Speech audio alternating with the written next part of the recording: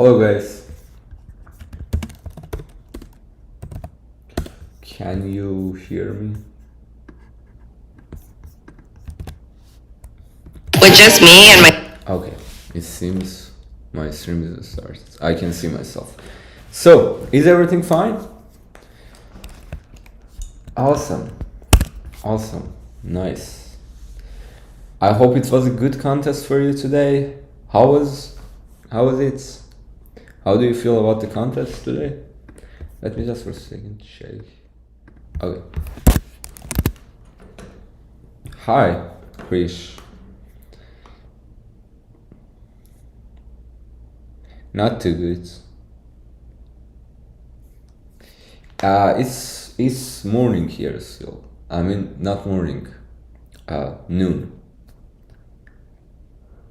Simplest round I've ever seen. It was even simpler than Deep Force.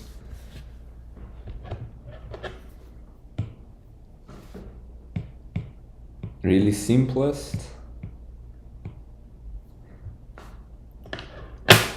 I see. Okay, around Deep Sea. I see. Yeah, today we're gonna solve all the problems. I was mainly during the contest working on G, and then I accepted F, and then I was back to G. I will tell you my ideas about all the problems. Then at the end of the contest, I read all of the problems, and I will share my solutions with you. So, shall we start talking about problem A?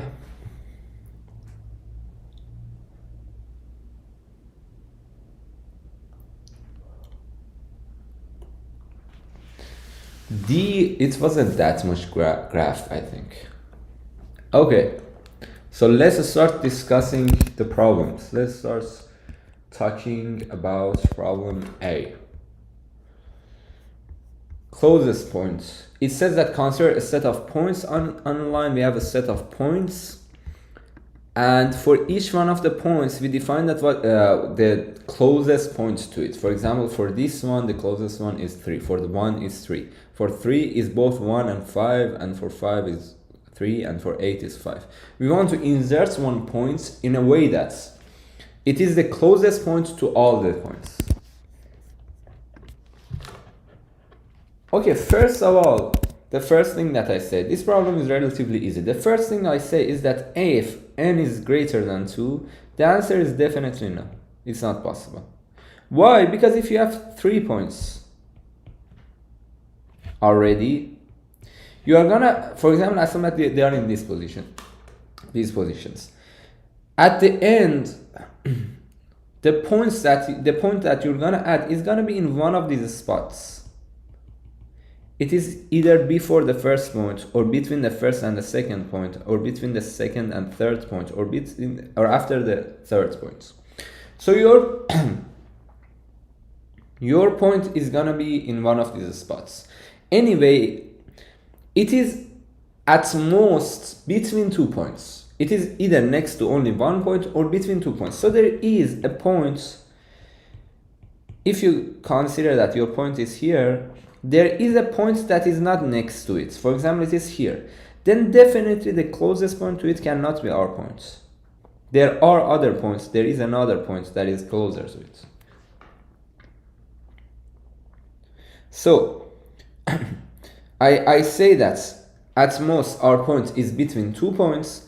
So there is at least one point that is not next to our points. I mean, if you consider the adjacent points, if we already have greater than 2 points, it's not possible that our new points will be adjacent to more than 2 points. It would be adjacent to at most 2 points. So there is at least one point that is not adjacent to this point. And when it is not adjacent, it cannot be the closest one. So when it is greater than 2, the answer is no, definitely. Okay, everything clear so far? My video is laggy. That's bad.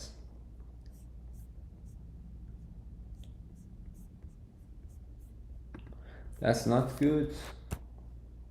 Let's see, let me check myself. Yes, it's a bit laggy.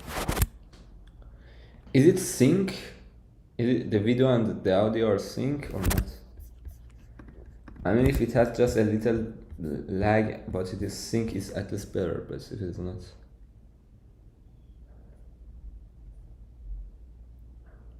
It's sync. Okay, better. Better. I don't know what's the issue today. Maybe today there's an issue with my phone. Next time I will plug it with SIM so that it won't have an issue. Sorry for that, guys. I hope that it won't make any issue. So now, so in this case, when n is greater than 2, the answer is definitely no. But when n is 2, it is possible. And we know that our n is at least 2. So you know that our n is at least 2. If n is 2 itself, it is possible. If it is greater than 2, it's not possible. If n is equal to 2, we need to just make sure that these 2 points are not already next to each other. Because if already, for example, this is at point 5, this is at point 6, there's nowhere in the middle that we can include another point in a positive place, in a positive integer place. So in this case, there's nothing we can do. But if they have gap, it is possible. So as you can see in this examples, when it is 5 and 6, it is no, because we cannot put a point at 5.5. Because we know that we need to add an integer point into this set. So between, and it should not be, it is different from every existing point in the set. So when we have 5 and 6, there's nowhere that we can put our new point in the middle of them. But for example, when it is 3 and 8, we can put at point 4 or 5 or 6 or 7, anywhere works. Then that point would be closest to all of them. So we just need to say that if n was 2 and that x of, or I don't know, it's x or a, yes, it's x, so let's use x here as well, and x1 minus x0 was greater than 1, then see out yes.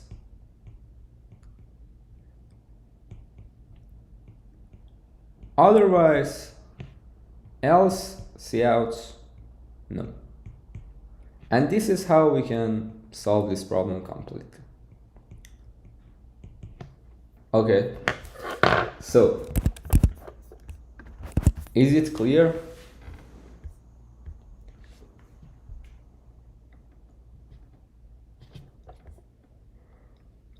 If it is clear for you, please use this emoji or put a plus in the chat, and if it is not, let me know to explain it again.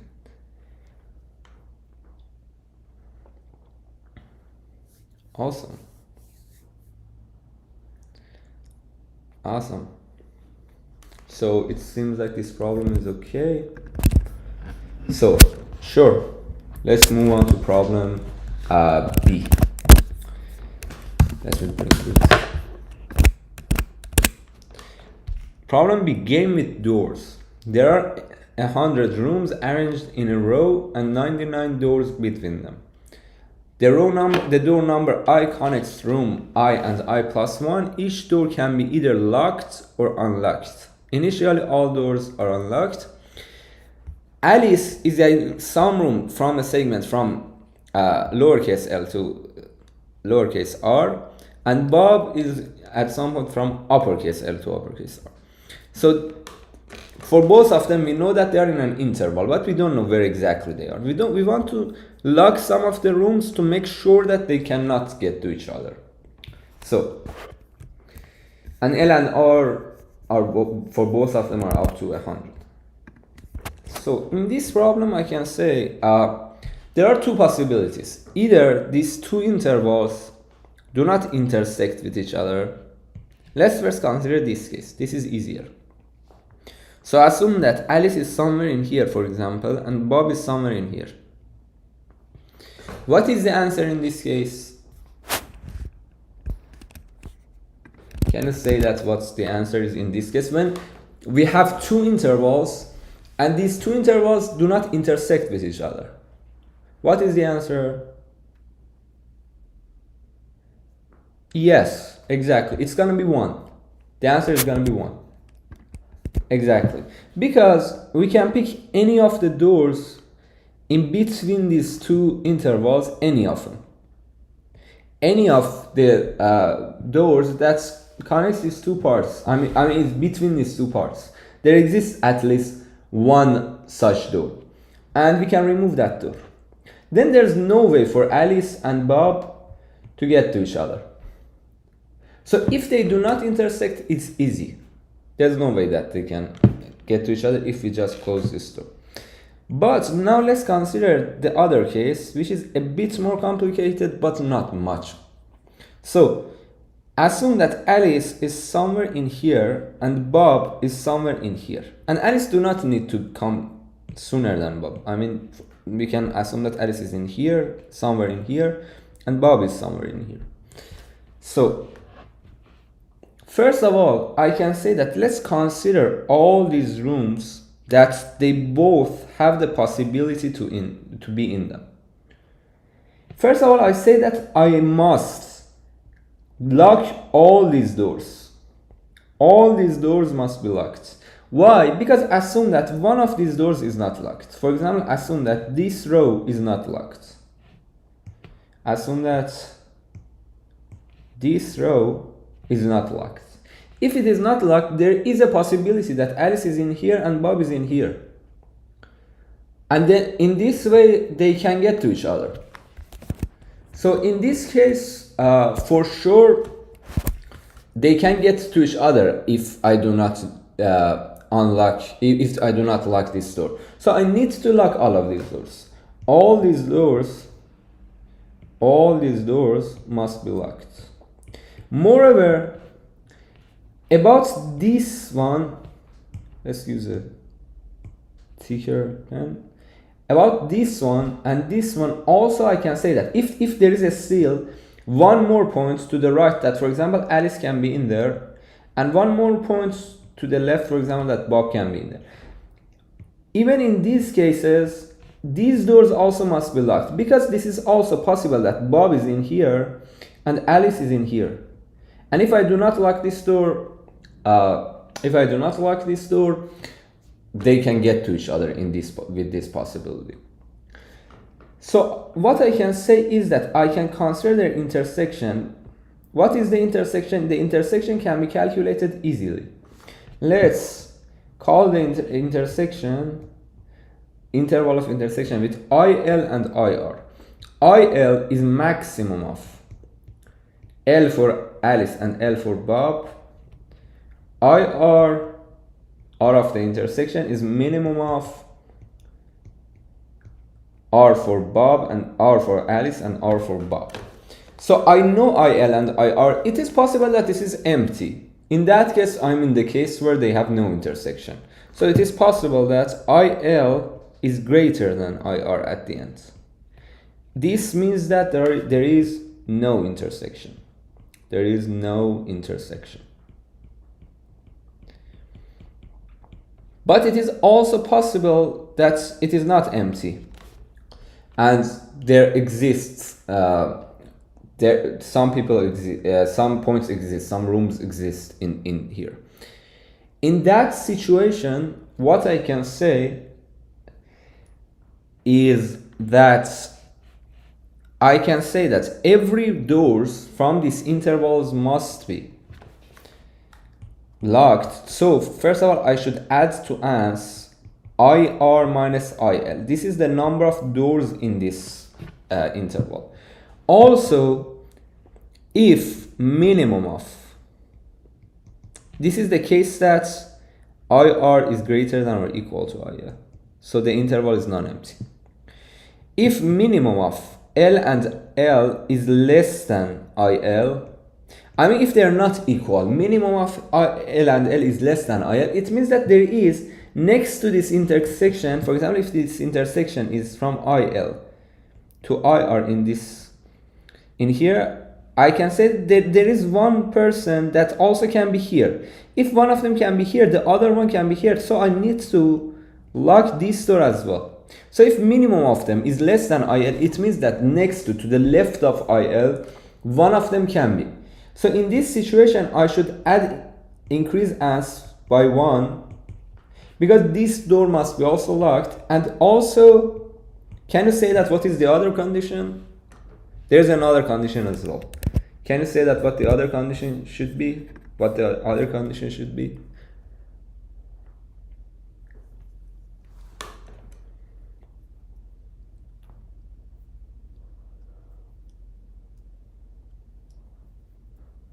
I think most of you are thinking about D right now. Yes, IR condition, exactly. What exactly IR's condition is? Well, for IR, let me tell you what is the condition for IR. For IR, I can say that maximum of R for Alice and R for Bob was greater than IR. Exactly, yes, exactly as you say. Thank you, Anish. If this happened, I can say as plus plus again. So this way I have the ans, and I can at the end just see out ans. So you first find the intersection. If the intersection was empty, it means that they have no intersection. In that case, just see out 1. If they had intersection, all the doors in this intersection must be locked.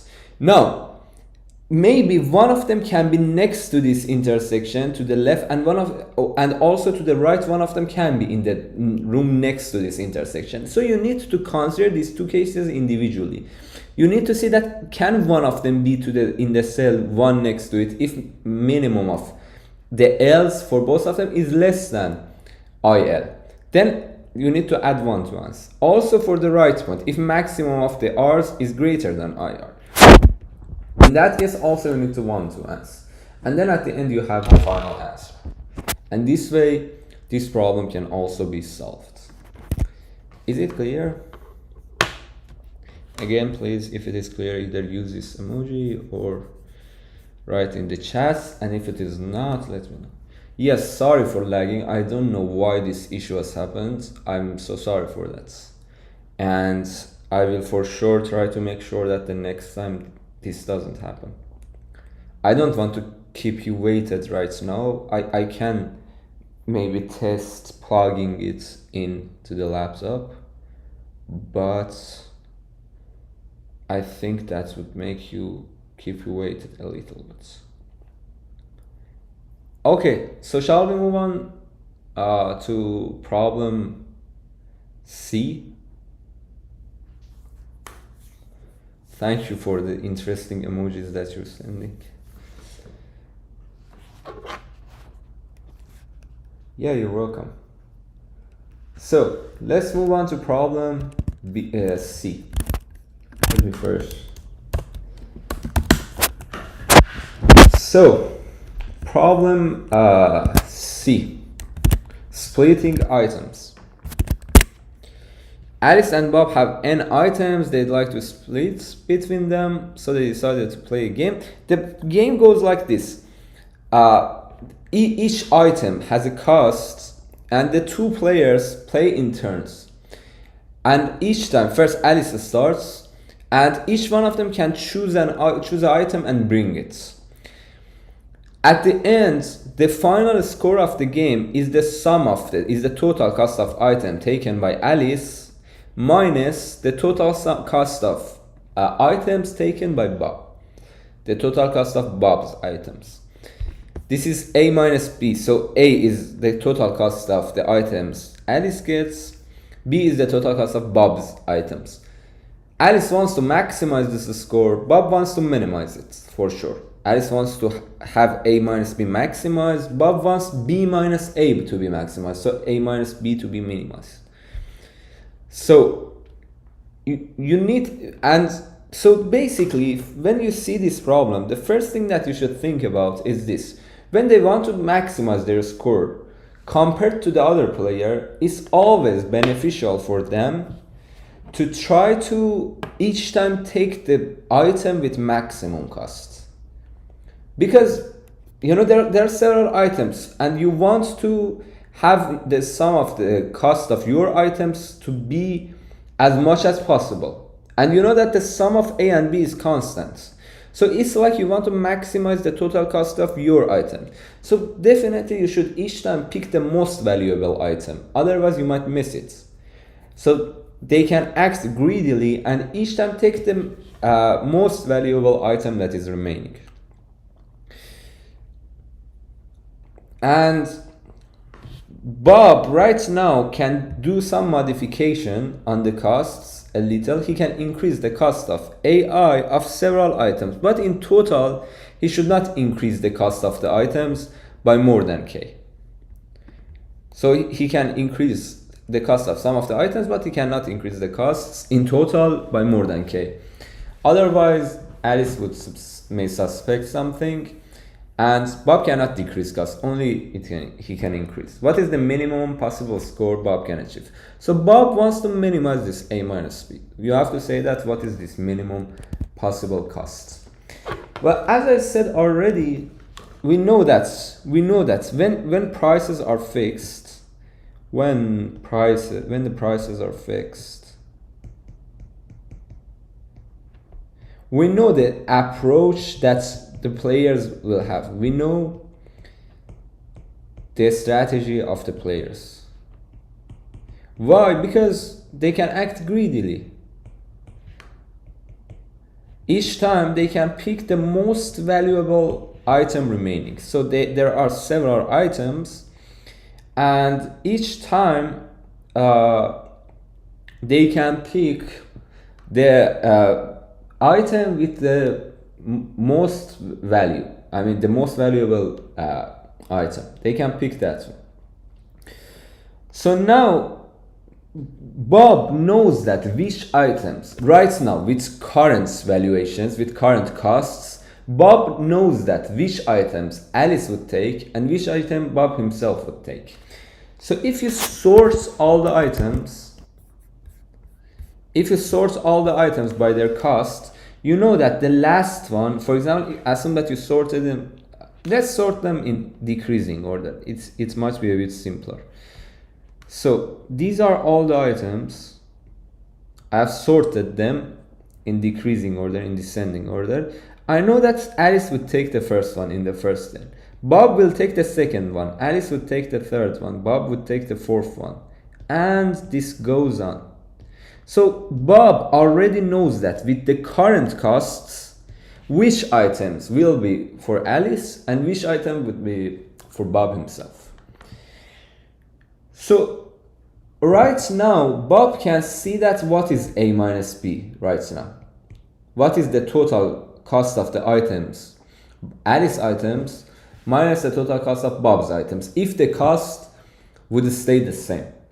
Now when Bob wants to minimize this value, what Bob can do is to try to increase the cost of these ones that he will choose himself, but at the same time he needs to make sure that he will not mess up with the ordering.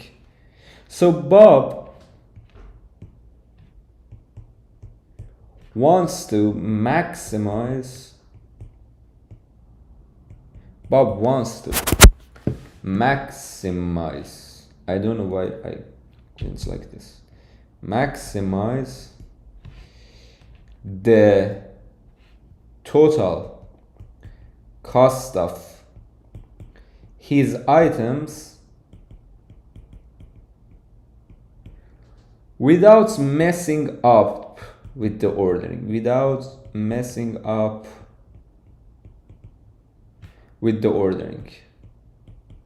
So he must not change the order of the items, because if he does, for example, if he increase the cost of this one such that it will be more valuable than the previous one, then Alice would take that one instead of the previous one. So his last operations that he increased the cost of these items was in favor of Alice. So he never does that. So assume that he does all the operations one by one. Each time he will choose one of the items and increase its cost by one. Assume that at some point it makes this item more valuable than this one. The last operation that he's done on this one was in favor of Alice. because now Alice takes that item. So this was not helpful. It was better if he wouldn't do this. So he will never make this one more valuable than his previous one. So basically what he can do is this. He can just consider each of these b's and see that what is the remaining value of k. And as long as there's something remain, k has some value, and this one is also less than a, he can increase the cost of this one. Okay, he does not really need to do it one by one. In our implementation, we do not really need to do it one by one. We can say that, for example, assume that the value of this one is x, the value of this one is y, and this is our k. We can see that what is x minus y, and we can take the minimum of x minus y and k and call it, for example, v. And call it v. He can just simply just add y by v. This way he makes sure that he will not do operations more than he is allowed to, and at the same time y is not going to be greater than x. So he can add v to y and then subtract v from k. And at the end, ans will be added by the new value of x minus y. And with this approach, Bob can get the best possible answer. Why? Because he uses all his operations in his own favor. With his operations, he will increase the cost of his own items. He does not do any operation in favor of Alice. So this way, he will make sure that everything is okay. What is this read time? Okay, is it clear?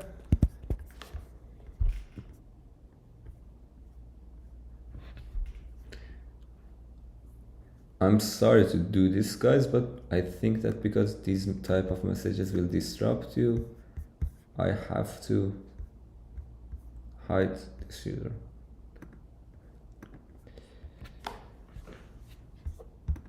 I don't want to do such things, but I think because it was disrupting you, I had to do this. Okay, so is it clear?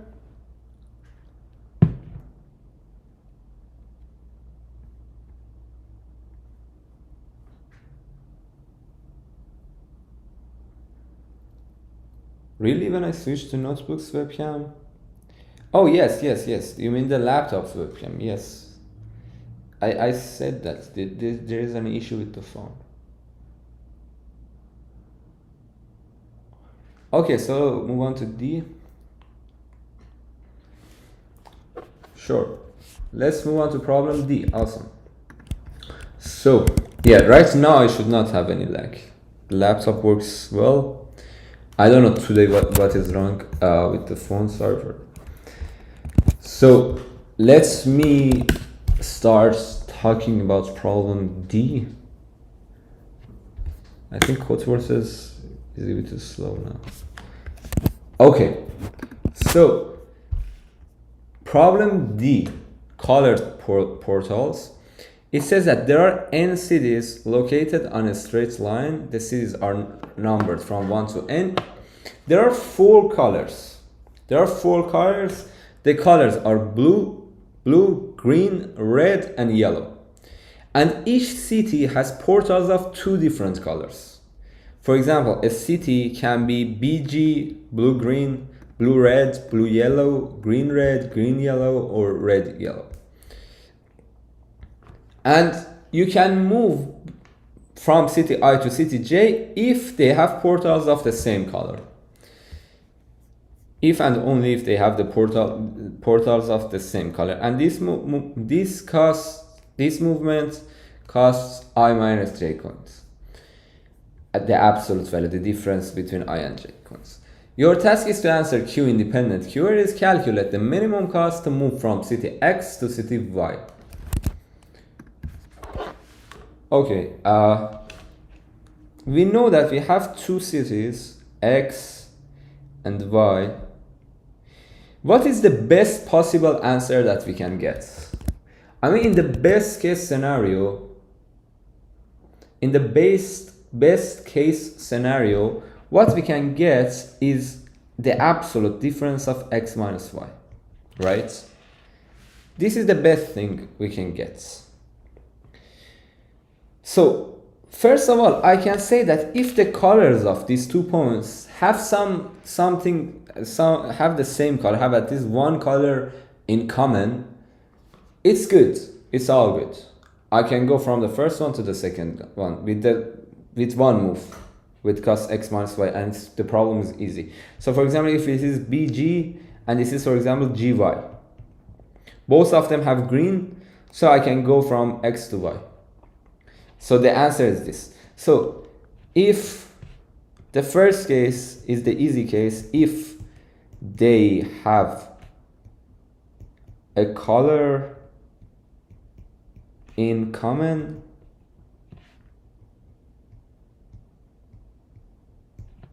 if they have a color in common, the answer is x minus y. I think everyone agree with this, right? I mean, everything is gonna be simple this way. If it is possible to go from x to y, we just go from x to y. We have a directions, exactly. So now, what about the other case? The other case, because we have 4 colors, exactly, we have 4 colors, and each city have 2 colors, and we have 2 cities. Oh, come on. Wait a minute.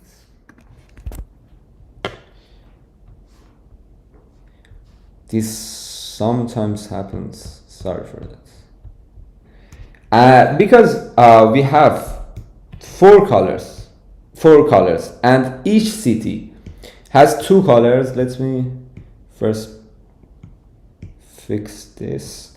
Each city has 2 colors, and we have 2 cities. All the colors must be used in these 2 cities. All the colors must be used. Do you agree? Since we have 4 colors and 2 colors of each city, and we have 2 cities, all the colors must be used. So they are the complement of each other. For example, if the first one is, for example, BG, the second one must be RY. The second one must have the other 2 colors. For example, let me say that this is city X, this is city Y. The first one is BG, the second one is RY. So now another question arises, is there any city in the middle that is not either BG or RY? If there is at least one city that is not BG and it is not also RY, what does it mean? It means that it is one of the other 4 possibilities. We know that we have 6 possibilities for the colors.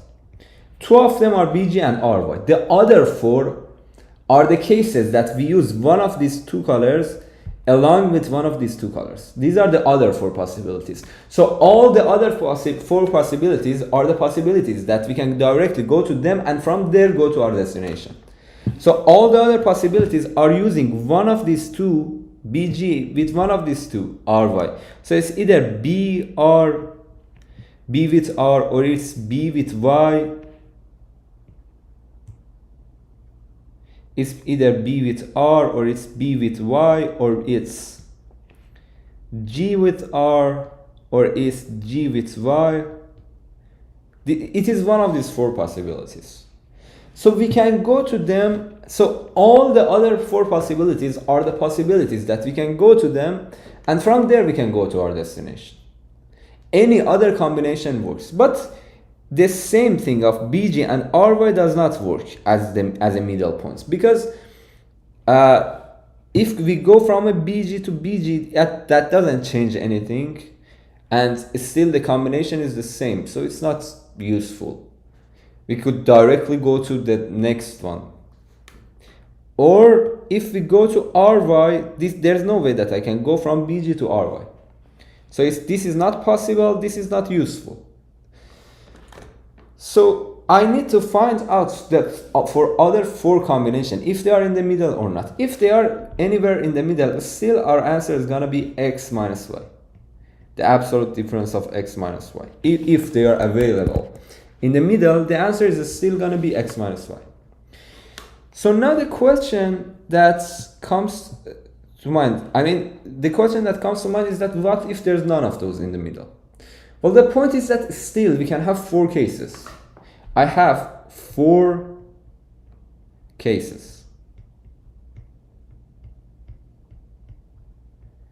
I can have a 4 on all of these 4 cases. I can have a loop on all of these 4 cases, and for each one of them I can find out that what is the best cell, but what is the best points with that combination, that I can go from x to that cell, and then from that cell, that point directly to y.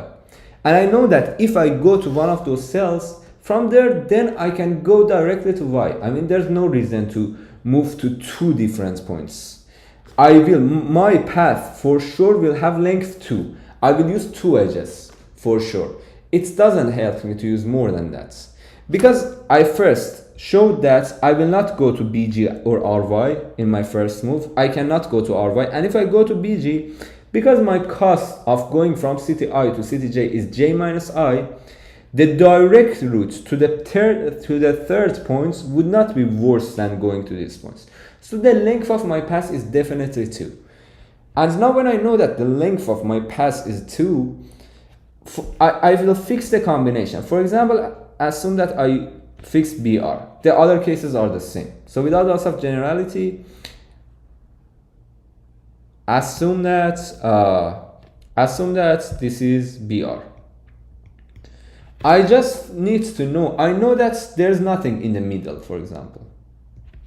So I just need to know that what is the points next to this interval, because if there was something in the middle, the problem was done. It was x minus y.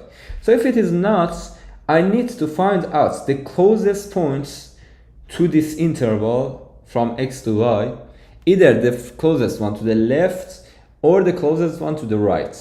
I need to find out one of those 2. I have to use one of those 2 because those are the best. They are better than other options that I have later on. So I have only 2 good options for any of the cards. For example, assume that all of these are BR.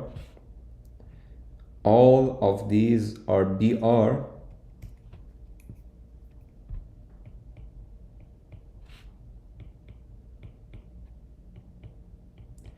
I will definitely either use this one or this one.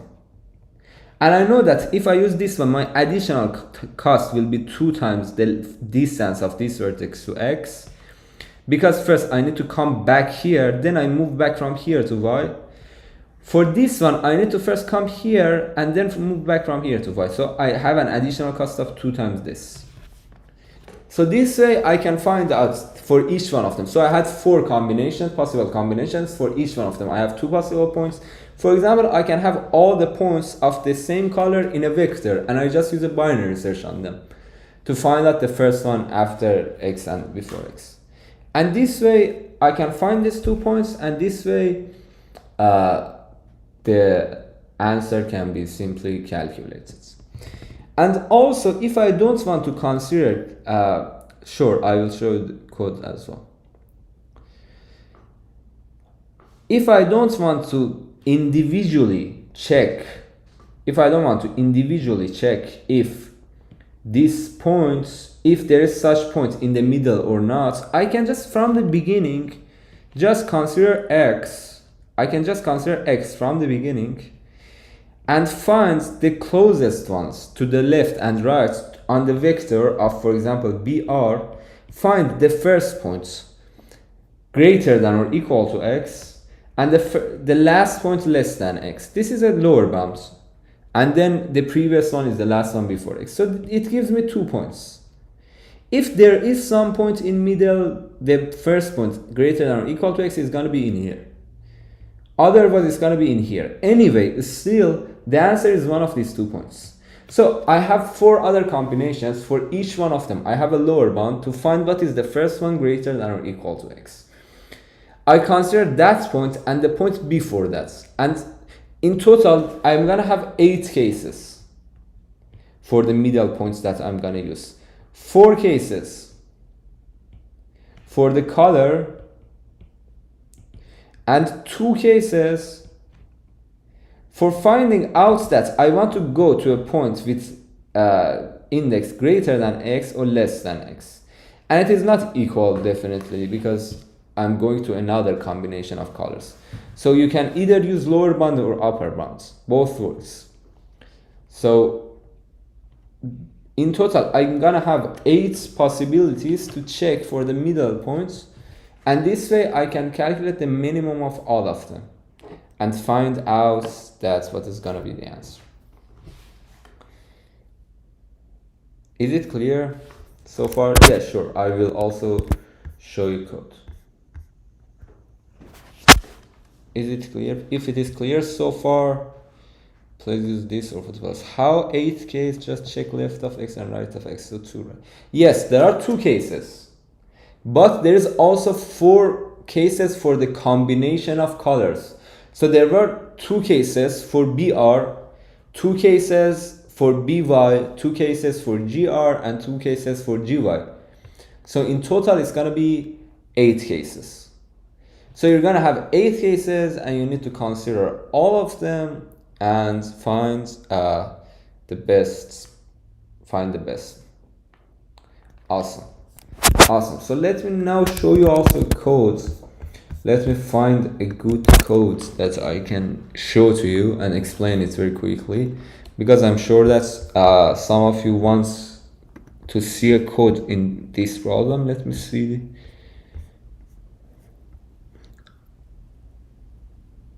Okay, this seems like a good code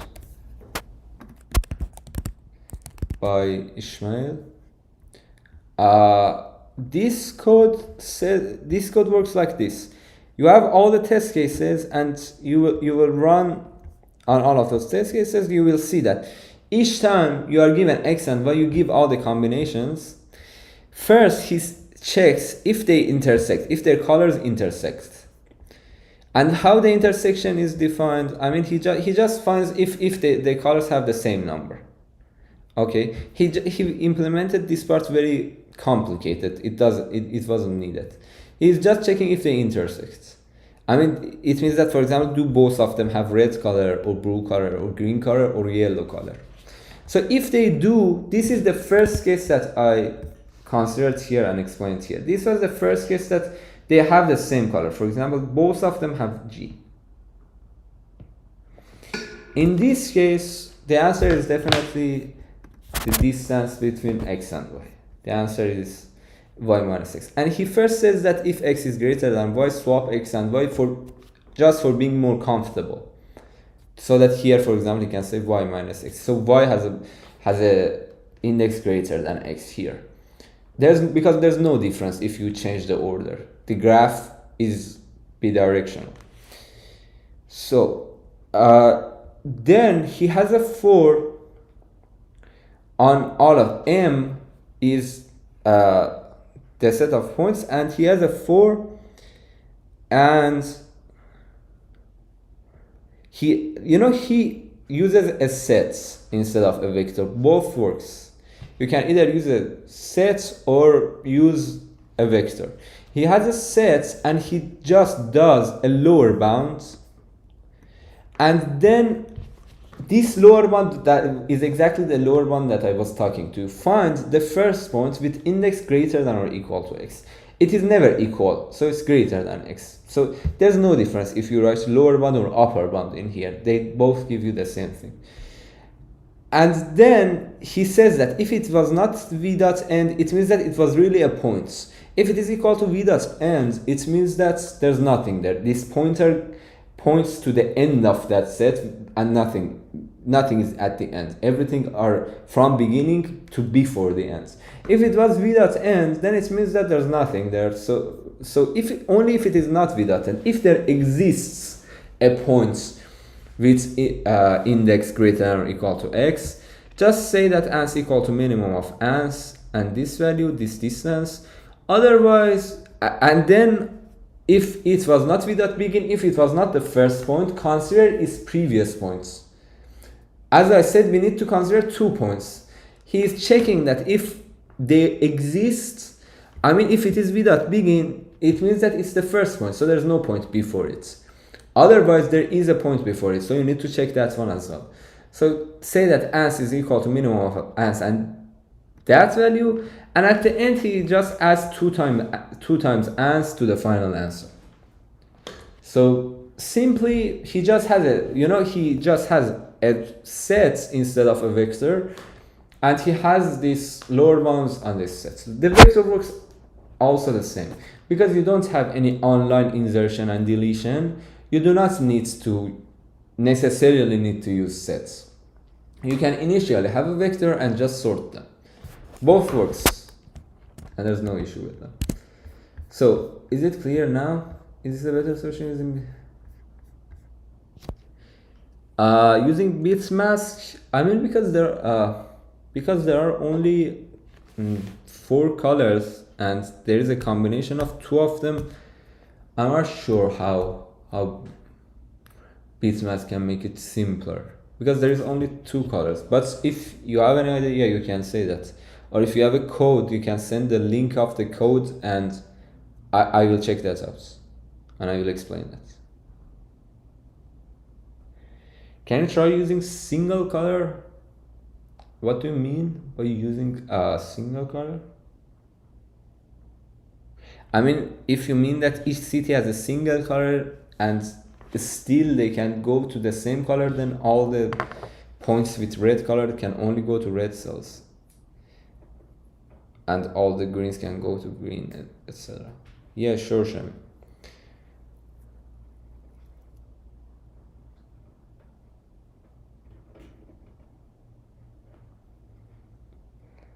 Mapping all single color points. Yes, that is also possible. You can for every the point is that still, I mean, it's not enough if you know that where are all the green points, where are all the points that have green. You need to know that what that green comes with. So if I understood you correctly, I'm not sure if that's gonna work, because you need to see that, for example, if there's a green point, what it's with what color. Guys, if so far it is clear, please use this emoji or say that in the chats.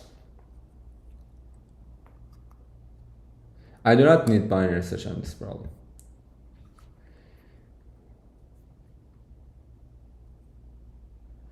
Maybe if it is clear, maybe for now it's better if we move to the next problem and we can do the further discussions for this one later on in our Telegram channel. Let me send you the link of the Telegram channel. If you want, you can join here, and in our group I will also send the link of the group in the channel. We can discuss about all the other solutions.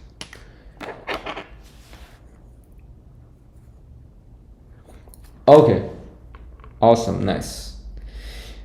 And guys, there again, let me tell you that tomorrow there is a topic stream. According to the votes in the Telegram channel yesterday that I checked it, Dynamic Programming 3 had the most votes. So tomorrow we're gonna have a topic stream on Dynamic Programming 3. And also because Graph has also a lot of votes, next week we're gonna move on to Graph. We have the first topic stream on Graphs. So how many of you have watched the live streams so far, live topic streams so far? Do you have any ideas on it, any suggestions, and any topics that you want to be covered in the future? Feel free to also say that. Any topics that you want to be covered in the future. The vote has changed now?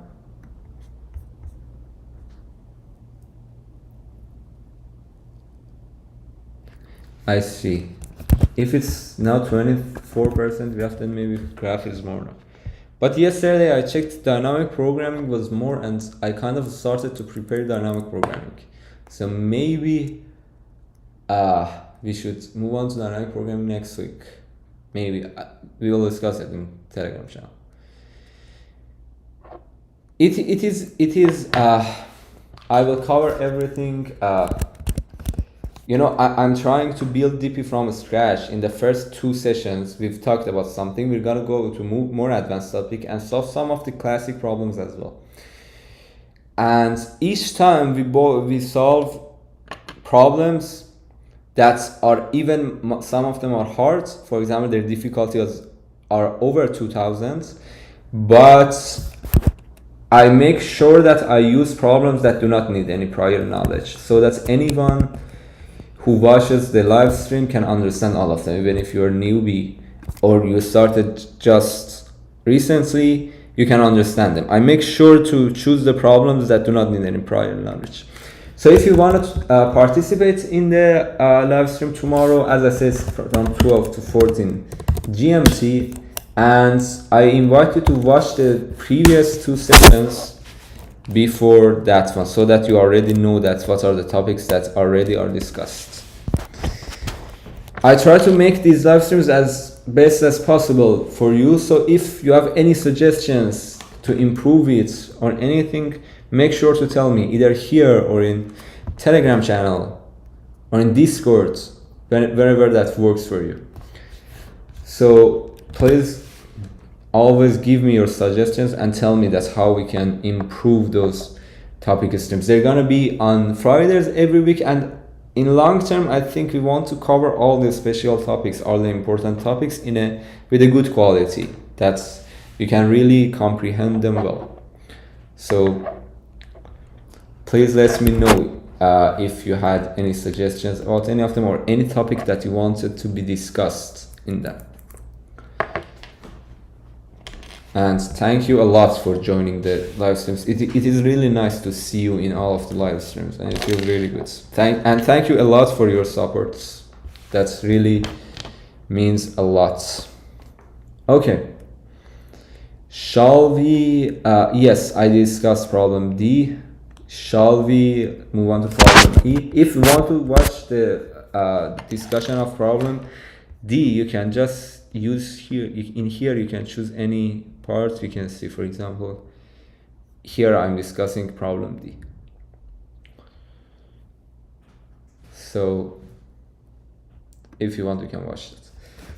Okay, sure. Let me now move on to problem E.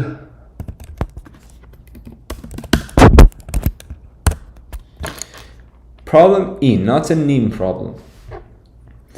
Well, it says that problem E states that there are 2 players, Alice and Bob, playing a game. They have n piles of stones, with the pile number I initially containing AI stones. On their turn, a player can choose any pile of stones and take any positive number of stones from it, with one condition. If it has, for example, X stones, if a pile has X stones, you can take Y stones from it only if GCD of X and Y is 1. So if GCD of X and Y is not equal to 1, you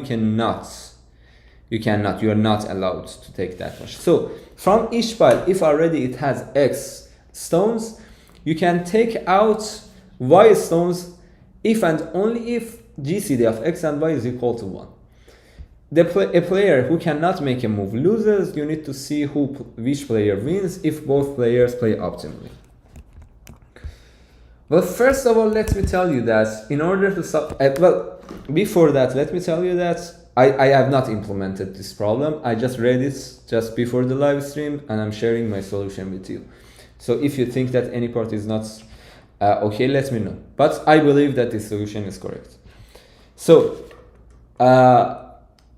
the first thing that I said, that this problem needs grounding. You know, most of them, these problems that we have several parallel games that are being played. What do I mean by several parallel games? I mean that we have several piles. Each of them contain several stones. And each player each time can choose one of these piles and remove some stones from it. So when this happens, it's like there are several parallel games happening. Each player in his own turn can choose one of these piles, which can be looked at like an individual game. Each one of them can choose one of these parallel games and do a turn on them.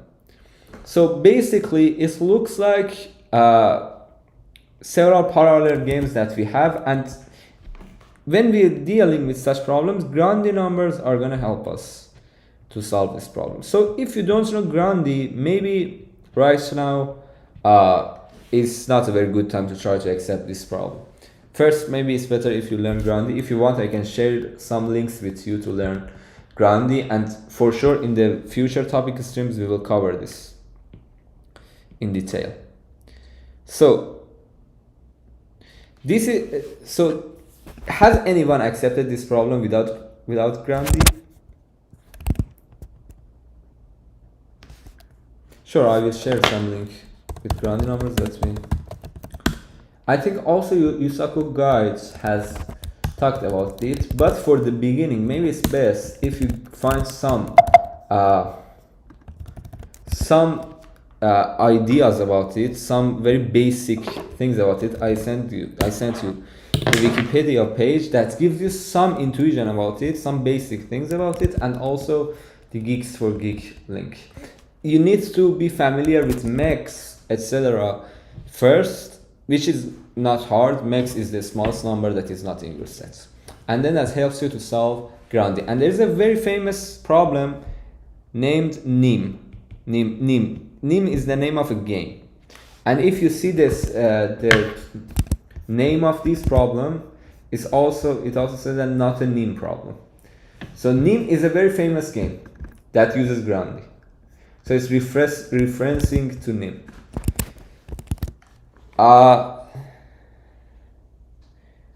Grandi, explaining Grandi in 1 minute can be a bit hard, but in general, maybe I can try.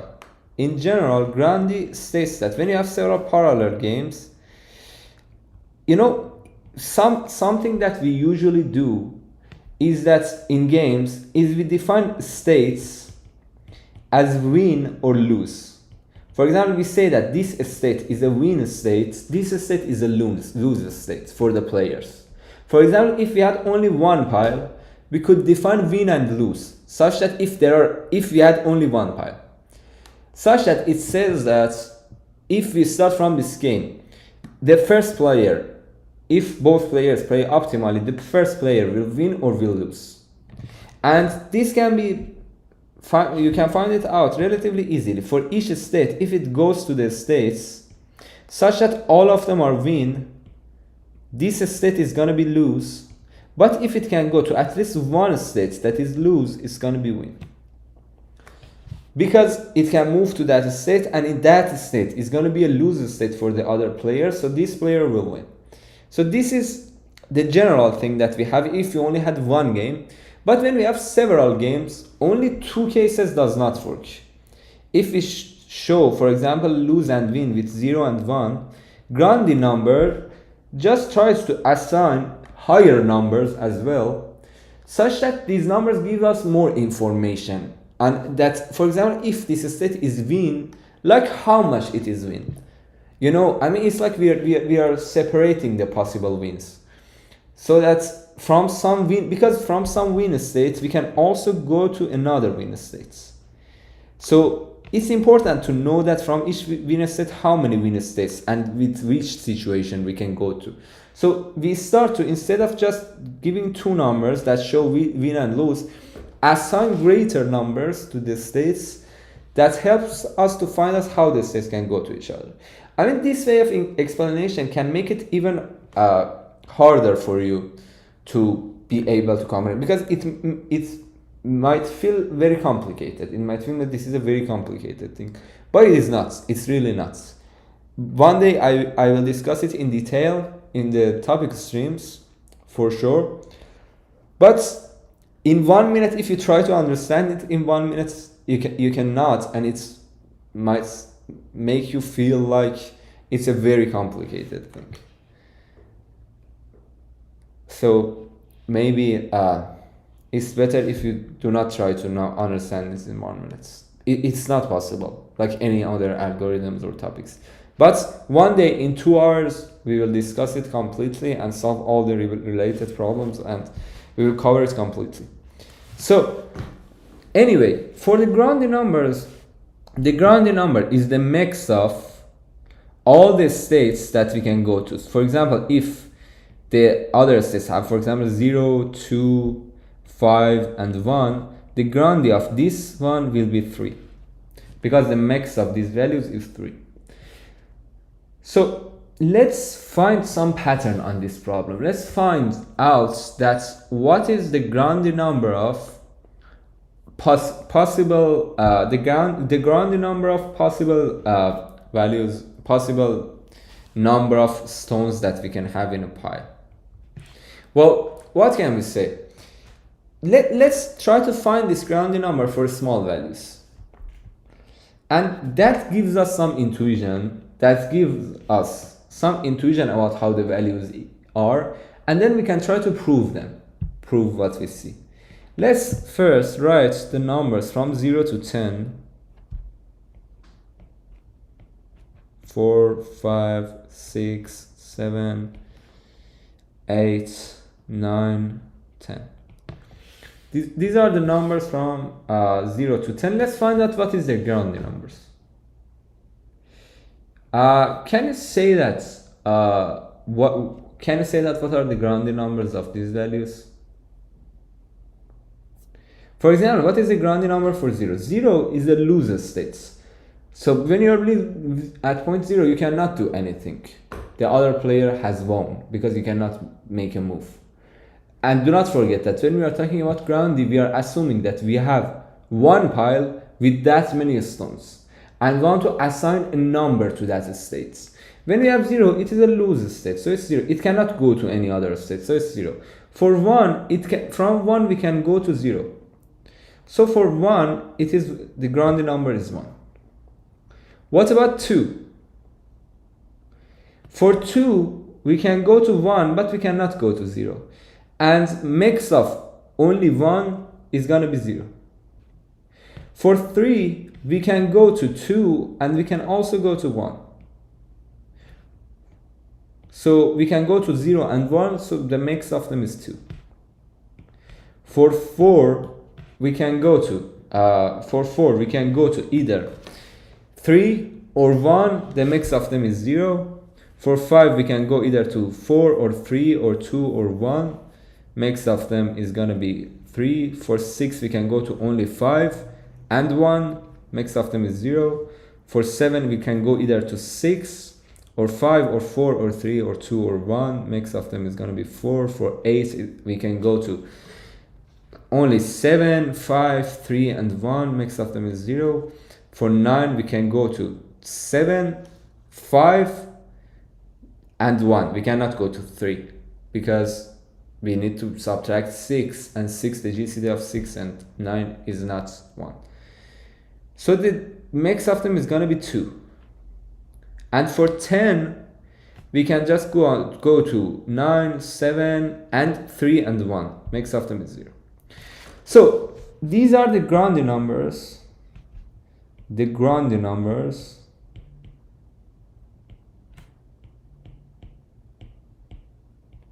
for the first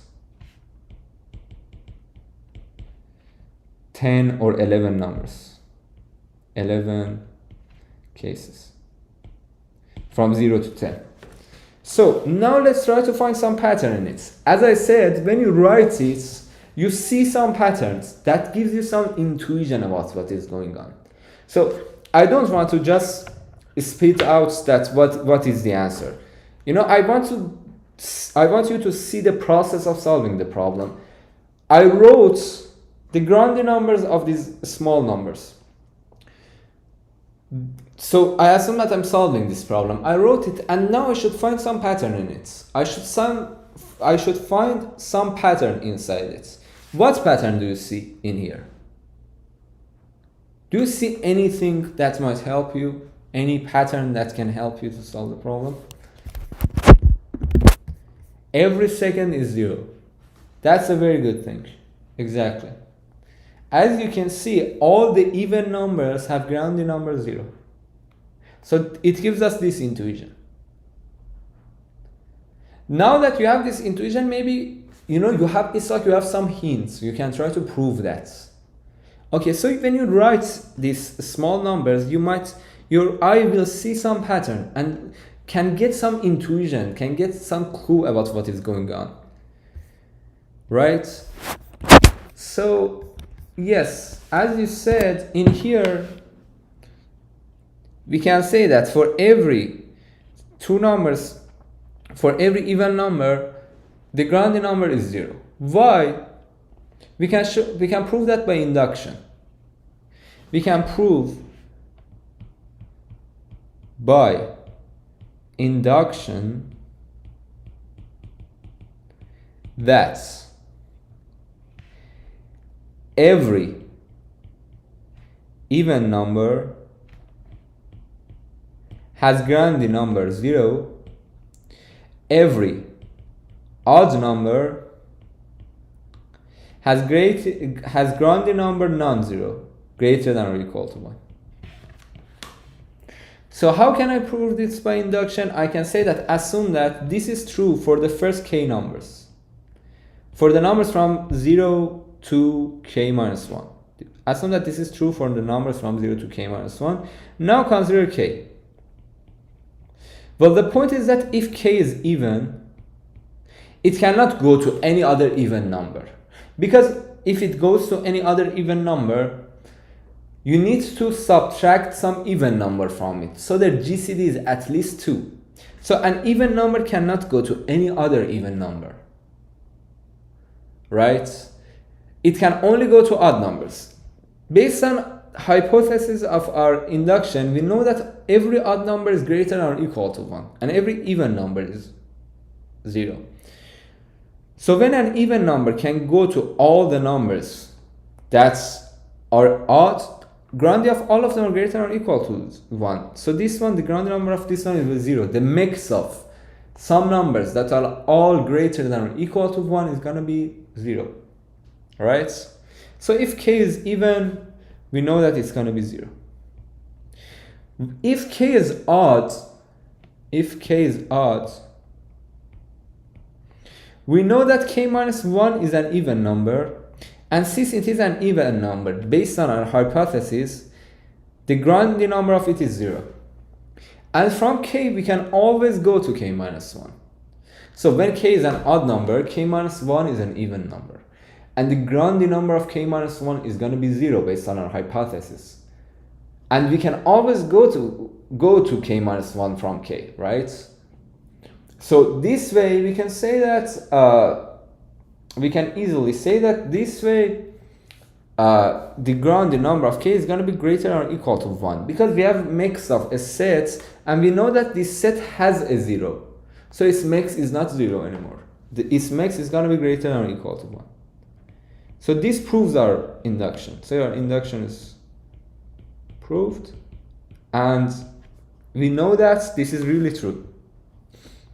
Every even number, the grounding number for every even number is 0, for every odd number is greater than or equal to 1. Is it clear so far?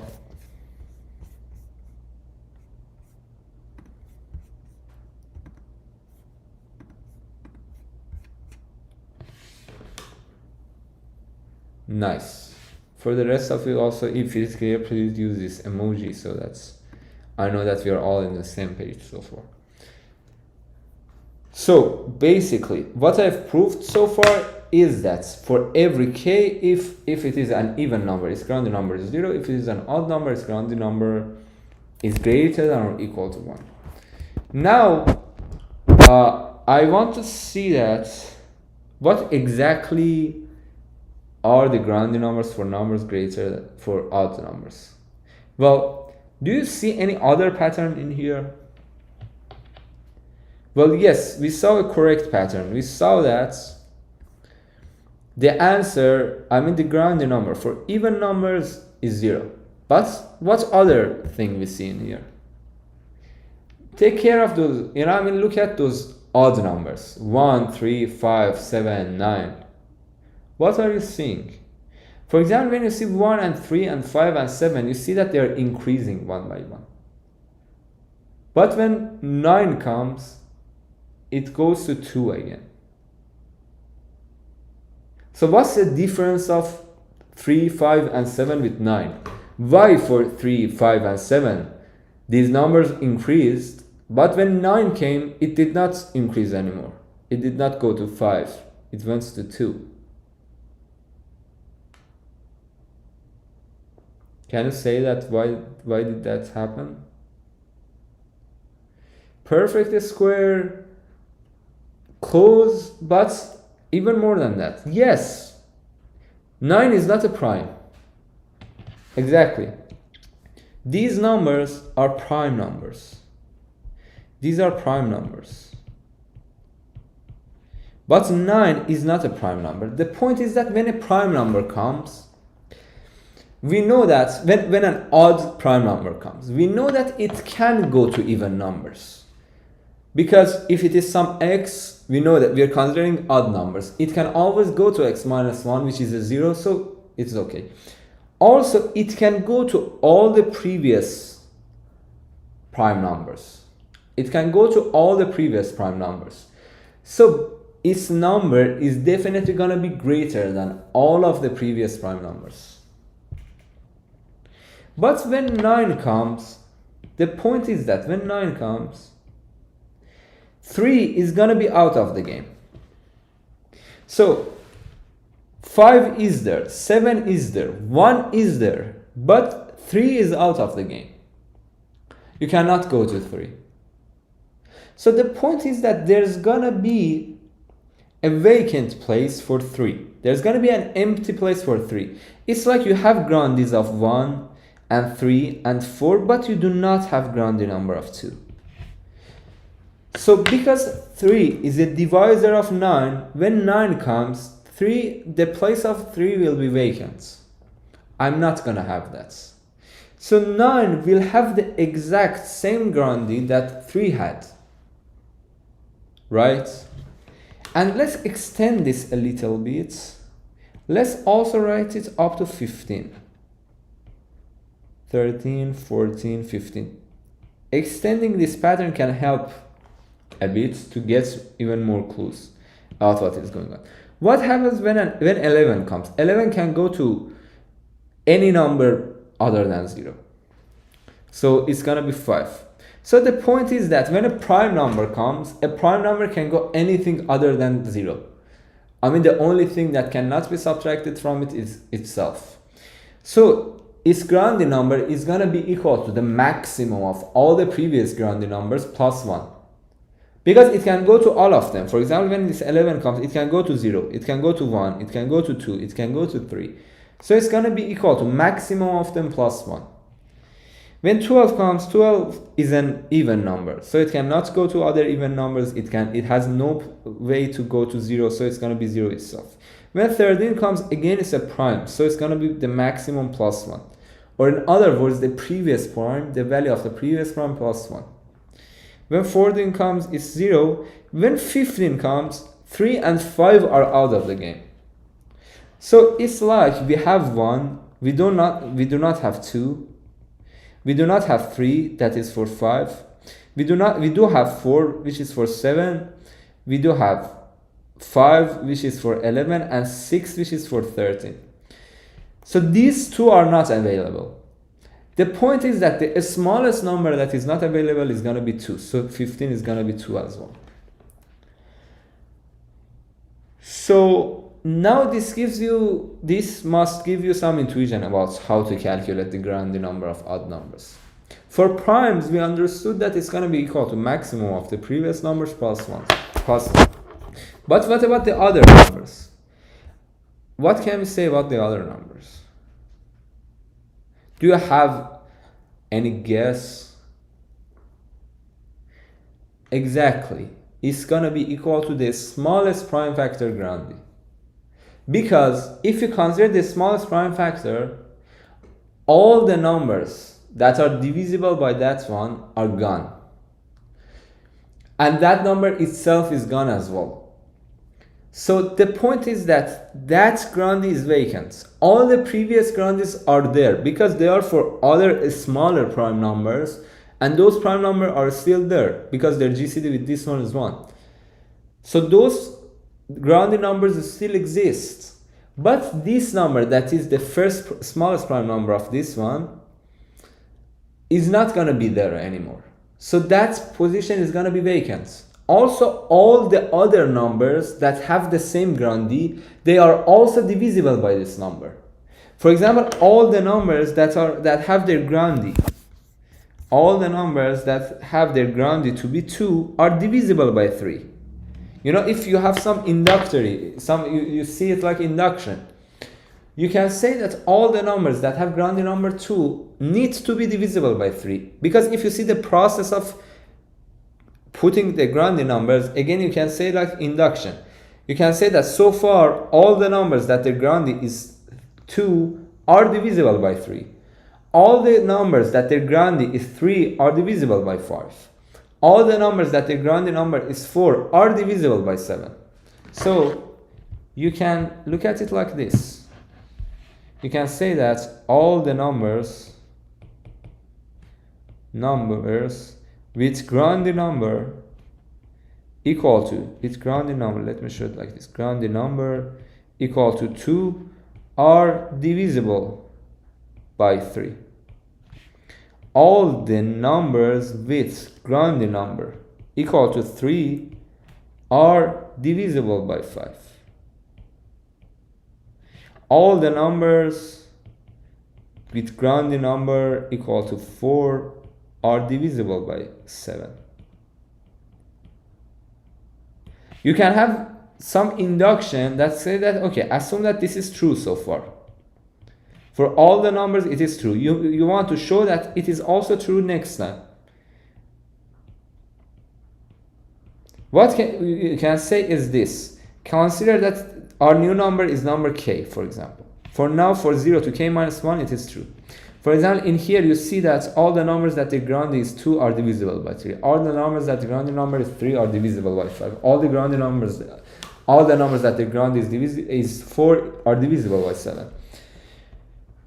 What you can say about k is that for k, find its smallest prime number, smallest prime factor.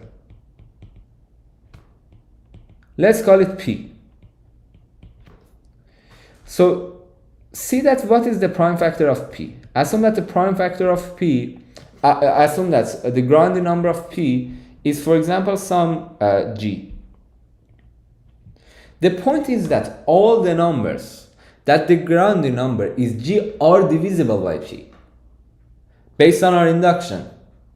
So this k has no way to go to g, but it has a way to go to numbers from 0 to g minus 1. It can always go to 0 because its previous number is an even number. We are considering only odd numbers. For even numbers, we know that there's 0. For odd numbers, it always can go to 0. It also can go to 1, that is grandie is 1. All the prime factors less than the smallest prime factor of k can go to them. So it can go to everything from 0 to g minus 1, but it cannot go to g. Therefore, its grandie number will be g. And this also shows that this induction is also still correct. All the numbers, this one is g, and it is divisible by p. So still all the grandie numbers, all the numbers that their grandie is g are divisible by p. So this way we prove that for any number x,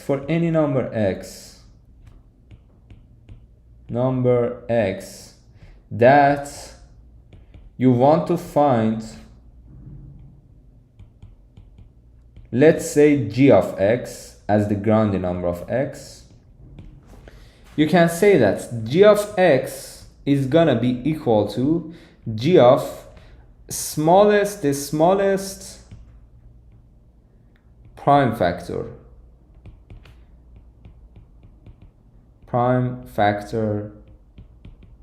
of x. So for any of them, we can say that g of x is going to be equal to g of the smallest prime factor of x. And therefore, This way the question will only be how to find the smallest prime factor of every number. Does it make sense? If it doesn't make sense, again, please use this emoji or write it in the chats. And if it is not, let me know to explain it again.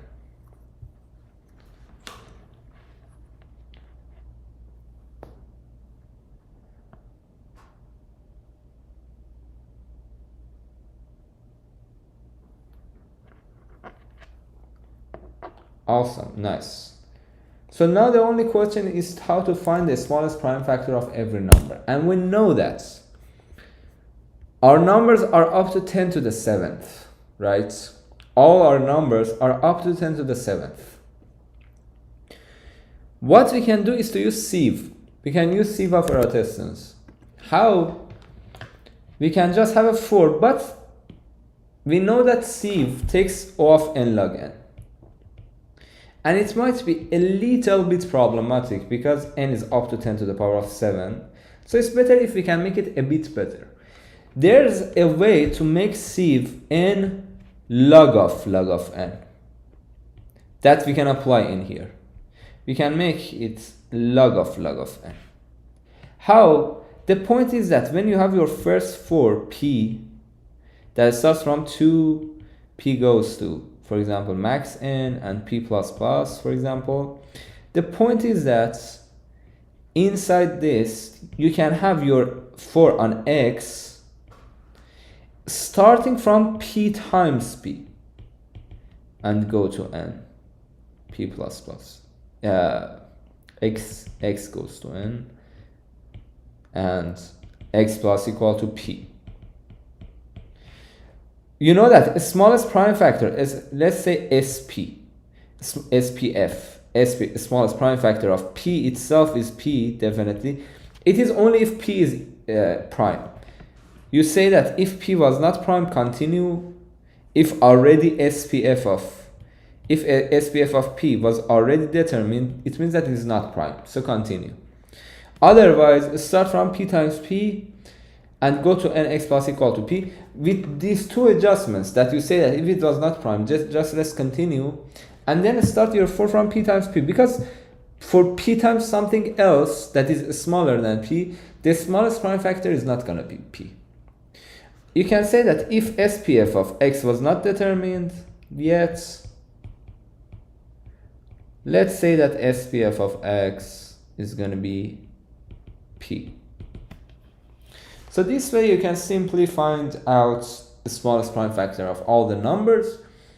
And when you do that, you can, it's only enough to find the index of these prime numbers as well. We know that the index of 3 is 2. So the grounding number for 3 is 2. The grounding number for 1, which is not a prime number, but it is the first base number that we have. The index of 1 is 1, 3 is 2, 5 is 3, 7 is 4, 11 is 5, 13 is 6, 17 is 7, and so on. You have this index, then you can easily have the grounding numbers. Then you have a 4 and you see that what is the smallest prime factor, what is its index, and take the XOR of all of them. And if that XOR was 0, the second player will win. If it was not 0, the first player will win. And this way you can find who will win the game. At the end, if that XOR was 0, the second player will win, otherwise the first player will win. And our time complexity is going to be O of n log of n, and our memory time complexity is going to be n, because for each number we need to know, not n, sorry, by n I mean maximum value, because n is used as another factor in this problem. Let's say a, capital A, the maximum number. A is 10 to the power of 7. And you can see that our time limit is 2 seconds, which is good, okay? And our memory is high, 512, because it was necessary to keep 10 to the power of 7 numbers, which is a lot of numbers. So our memory limit is high. So, is it clear? Well, the XOR part is just for the XOR part is for Grandi. I mean, that's part of the Grandi. At the end, when you have the Grandi numbers, when you have a game, and for example, the Grandi number of the first game is G1, the Grandi number of the second game is G2, and the Grandi number of game number K is GK. You just need to, in Grandi, you just have to. You have several parallel games, and you know that the Grandi number of the first one is G1, Grandi number of the second one is G2, and the Grandi number of the last one is GK. You should just calculate G1 X or G2 X or G3 2 X or GK. If it was 0, the second player wins, Bob wins. If it was non-zero, let me write it like this. If it was 0, Bob wins. If it was not 0, Alice wins. The first player wins. So you just need to calculate the XOR of the Grandi numbers, these parallel games. What are these parallel games? A pile of stones that has, for example, some amount of stones. You have pre-processed it.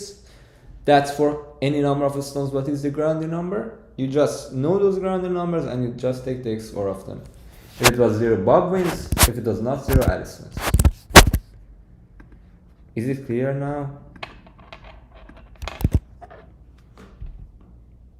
If it is completely clear, please again use the emoji or say that in the chats. How can we understand this intuitively? Well, the point is we understood it intuitively by just writing a pattern. I mean, how did we solve the problem? We went over all the process of finding the rules in our Grandi numbers.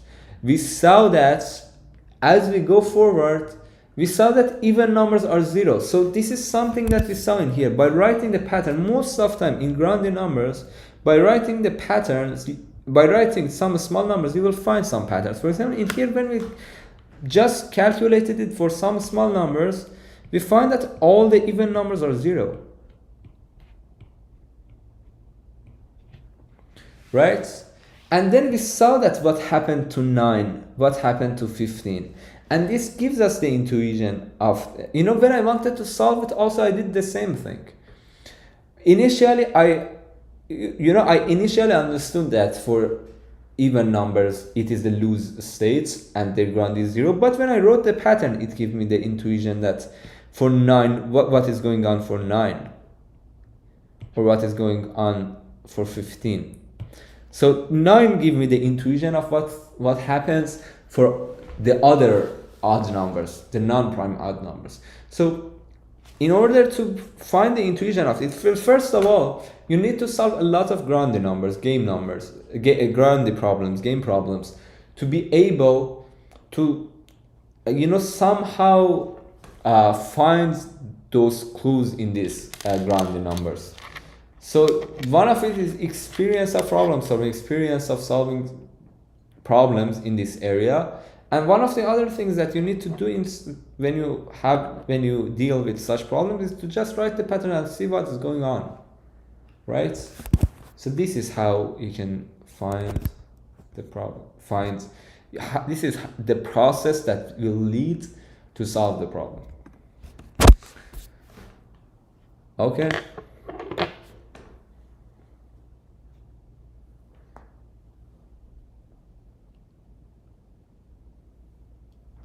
Is it clear now? If it is clear, please again use this emoji or write it in the chats.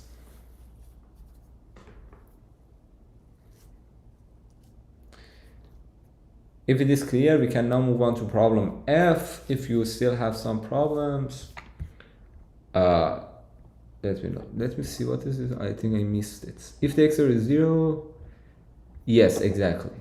Yes, thank you for explaining that. Why XOR? Well, this is something that you need to learn in Grandi. I sent you links to Grandi. So I sent you a Wikipedia link and also a Geeks for Geek link. You can check them out. And this tells you that's why we need to use XOR at the end. I will talk about it in detail in a topic stream. First, we need to discuss about NIM problem. The point is that when XOR is 0, the second player can always keep it 0 in his own turn. And if it is non-zero, the first player can always make it 0. Always the first player makes it 0, the second player makes it non-zero. Again, the first player can make it 0, the second player makes it non-zero, and so on. So this is why because it can be proved that it's optimal for the players to try to make the XOR 0. If the XOR is already 0, the second player has the advantage. So because each time the first player has to make it non-zero and second player can make it back to 0. But if it is non-zero, the first player will make it 0. If it is 0, the second player can always make it 0. Thank you a lot, Rahmatullah. The player chooses in that turn. Yes, it matters. I mean, the players will try to keep the XOR to be 0. So they will choose a pile that they can do a move on that pile to make the XOR of all 0. Okay. I hope that it makes it clear. Yes. So yes, it's important that from which pile they choose to take turn.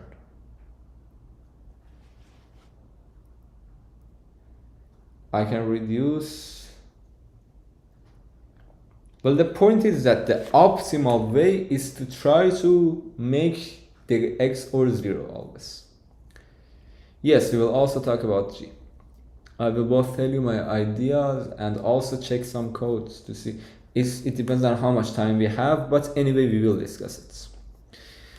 Okay, shall we move on to problem F? I think if you have further questions, we can continue discussing it in Telegram channel. But only to just address your question, the point is that each player wants to try to make the XOR 0, and the player that the XOR is already 0 for them, they have to make it non-zero.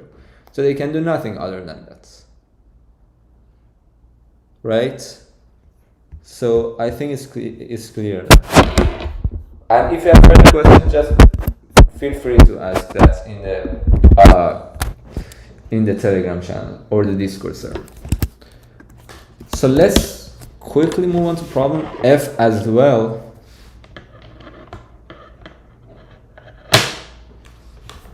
So is it okay, Rajiv? So can we discuss the rest of it in the Telegram channel? Cool, great, nice. You're welcome. Okay, so let's move on to the next problem. Problem F, make a palindrome. Well, it says that you are given an array A consisting of n integers. Let f of b return the minimum number of operations needed to make an array B a palindrome. The operation you can make are: choose two adjacent elements bi and b sub I and b sub I plus 1. Remove them, or so you can either merge two elements or you can split an element into two elements. And you need to calculate for every segment of the array you have to calculate what is f of that segment and sum that value up for all the possible segments. You need to see that what is the sum of all these values. This is the only problem that I accepted during the contest.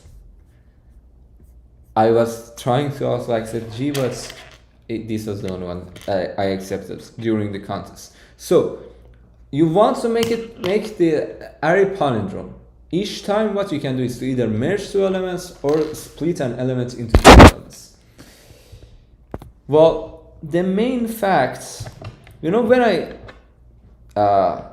faced this problem, the first thing that I wanted to do was to try to eliminate one of the actions. I mean, I wanted to see if I can make the problem a bit simpler. For that, I was first trying to see that can I remove those merge operations, or can I remove those split operations? So there are two questions. Can I remove the split operations? And also, can I remove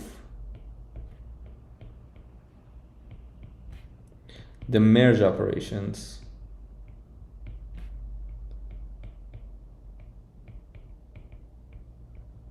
These are the two questions that I had, and the good news is that the answer to one of them is true. So in this case, I mean in the first case, it means that I can only deal with merge. The second case means that I can only deal with splits. I do not need to have merge, etc. The answer to the first one is no, because I might need to split some numbers. Sometimes merge enough does not gonna solve the problem. How? For example, I think in this third example you can see this. In this third example, I think, if I'm not wrong, it says that we have 4, 2, 3, 1, 5. So when we are dealing with this, what is the answer to this? I mean, if we consider all of the array, I want to see that what is f of the whole array.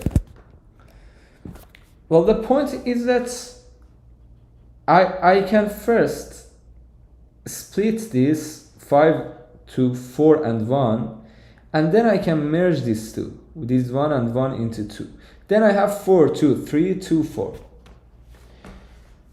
So now assume that I did not want to do any splits. I wanted to just do merges. If I wanted to just do it using merge, well, the point is that, well, this 5, or let me say it like this. Let me say it like this. Well, sorry. Let me. Okay, my battery is dead. I think that what we can say is like this. What I can say is that if I start from the two sides, if I consider them, I can try to, what I'm trying to do is to just make the problem a bit simpler. I want to see if I can solve the problem without using merge or without using splits. In this case, both works. So maybe both works. I mean, even if I didn't want to do splits, I could just merge this 4 and 2 to be a 6, and then have a 3, and here have a 6. Or I could also just do splits and no merges. So what I could do is to just, by doing splits, I could say that let's have this 4 here and split this 5 into 4 and 1. But the point is that I do not necessarily need to split this one, merge these two ones. I could instead split this 2 into 2 ones. So if I have this 5 to 4 and 1, the point is that I can split this 2 into 2 ones. And then I have this 1 here and this 3 here. So I think that, so I'm saying that even with one of these operations, either only with merges or only with splits, you can do what you want to do. You do not need to use both. Because if you have two parts that are the same, I mean, and you used many things to merge them, I mean, many elements were merged with each other at some point. These are the elements that are formed at some point and you merge them. The point is that you, instead of merging them, you could also somehow use splits. For example, if there are A elements here and B elements here, you used A plus B minus 2 merges to merge them. But you could also use the exact same number to and have 2 pointers on here and start splitting them as much as needed to make them equal. So what I can say is that what I can say is that I do not need to use both the operations. In the way of thinking that I had, I was just thinking about I can only use split operations, but now that I'm seeing I can also use merge operations as well. I mean, that would also work. So I think the answer to both of them are correct. Yes. And even if you look at it like you can always use merges, is even simpler. So I mean, I solved this in a bit harder way. So the point is that you could only use merge operations, or you could also use split operations to solve the problem. In the way that I was thinking, I was seeing that merge operations are not needed. I can only use split operations, and that can solve the problem. So let's say that I only use, for example, split operations. How the answer would work? How everything would work if I only use split operations? The point is that I can do greedy. I can each time compare these two elements on two sides. If they are equal, nice. I will move on to the next number. If they're not equal, one of them is greater. For example, if I have x here and y here. Because I cannot use merge and I can only use split, I have only one choice if they're not equal. For example, x is greater than y. I have only one choice of making this y x into y and x minus y and move this pointer forward. Move this pointer forward and this one backward. So x minus 1 will be remained here. So basically it's like this pointer hasn't moved. We just subtracted x by y. So again, we check the next elements and we can go like this. So we have a greedy algorithm to find out what is the f of some interval. Is it clear? You could adjust a compression, it will fix the lag. Maybe I can do that, but I'm afraid that if I wanna work with settings, it might take a little bit time. Maybe I can do it for the next time. Or if it is annoying, maybe I can try it. If it is annoying. But we're literally at the end of the stream. So let me know if it is really annoying, so I can try to fix it. And the bad news is that the charge of my laptop is going to die soon.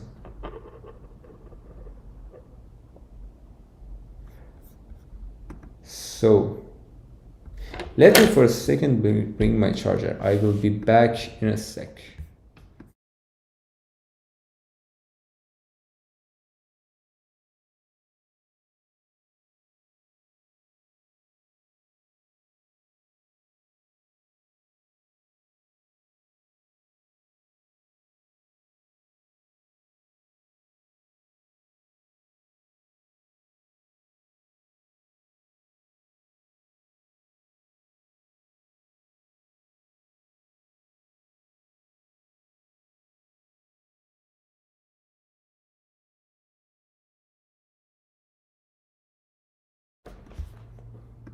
Okay guys, can you hear me?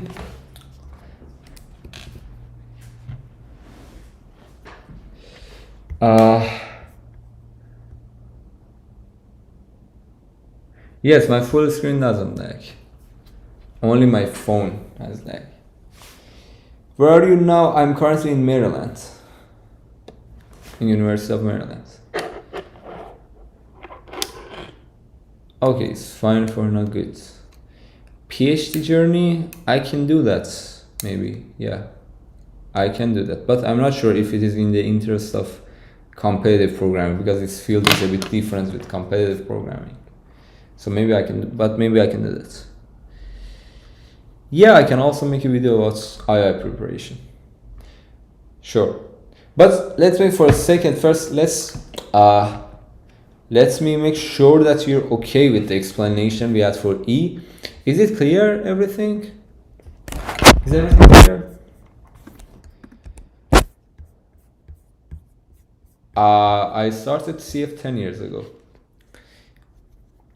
And I was training mostly from 10 years ago to around 6 or 7 years ago. I was training for II in high school.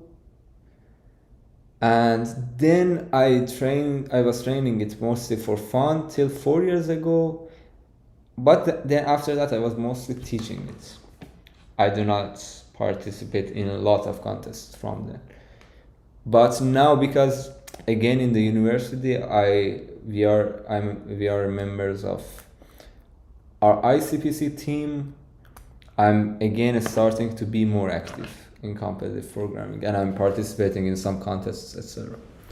So, about problem E, is it clear that's what we did? About this X and Y? I mean, we had this X and Y, we will talk about that in future. I had some, I was good at math from school, when I was in school. I was mostly good at math. So when we have this X and Y, we can just greedily start from the two sides. When we see some X, we can just say we have Y and X minus Y, and then move these pointers. But the point is that the good points, so our cost is gonna be equal to the length of our string, because our pointers will move one by one. The only thing is that sometimes it happens that the two pointers will move at the same time. So both of them will move. I mean, they are equal and both of them will move. Those are good actions, because in those actions, one additional element will be removed. So it's like my answer is gonna be n minus the number of prefix such that their sum is equal to the number of suffix. Because when we have a prefix and a suffix such that their sum is equal, when our pointers come here, whatever is left over from, we have several things that are matched already. So something is left over. Because the total sum is equal, the leftover is going to be equal as well. The total sum is equal, and the things that were matched were equal as well. So the leftover is also equal. So in here, both of the pointers will move. So our answer is going to be n minus the number of prefix such that their sum is equal to a suffix. And even the whole string is calculated. Even the whole string is calculated in here as well. Okay, is it clear?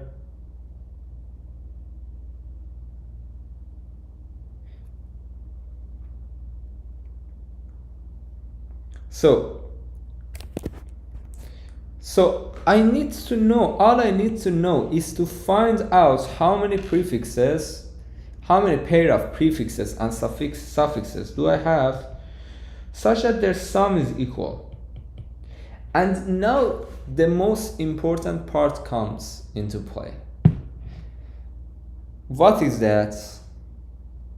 Well, the most important thing in here is that I need to calculate the sum of f of L and R's, not calculating them individually. So I can find these values, the number of prefixes and suffixes that have equal sum, I can calculate them individually and decrease that. For example, I can set my final answer as the sum of all the possible, as the sum of the lengths of all the possible intervals. And then, and that is with a formula, it is equal to n times n plus 1 times n plus 2 over 6. Or you can also have a 4 to calculate them. Have a 4 and just you have sum of the possible lengths that have. This is the total sum of the length. This is not important. This can easily be calculated in your code. So you need to know that what is the total sum of the lengths.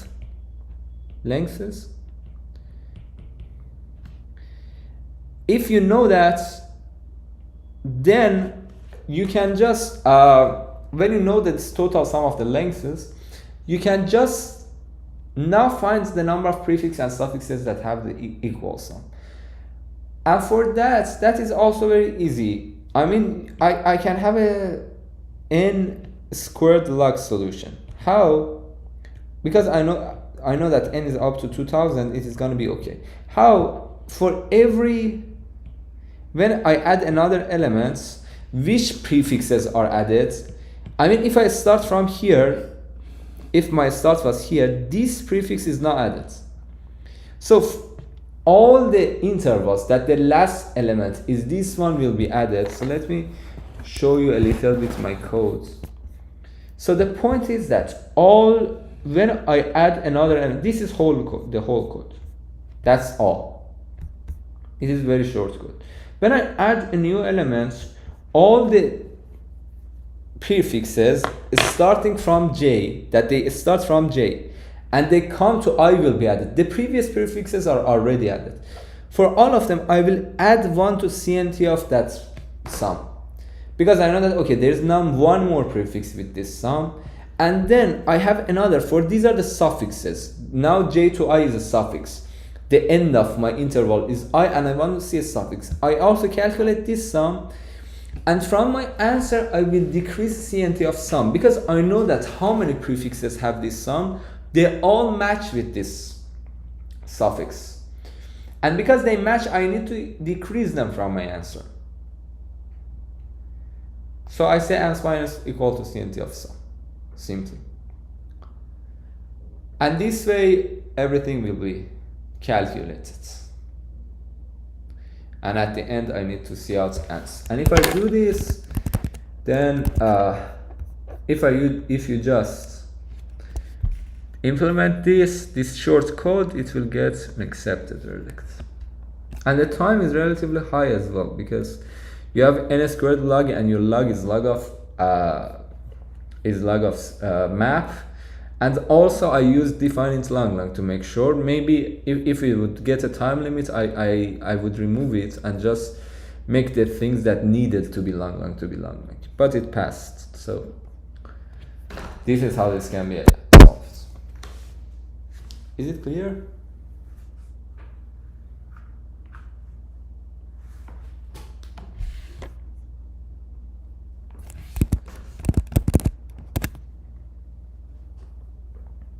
Are you okay with this?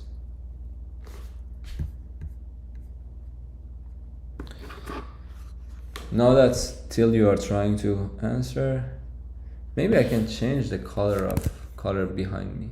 You give me some feedback about which color works the best.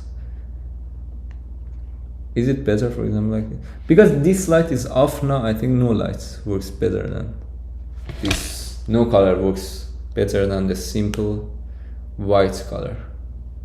But for the future live streams, we can also give feedback about the color of the light. Yeah, I think now, because this light is off-white, is the best, really.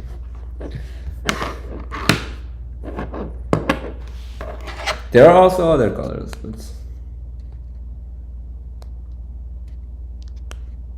but I think for now white works.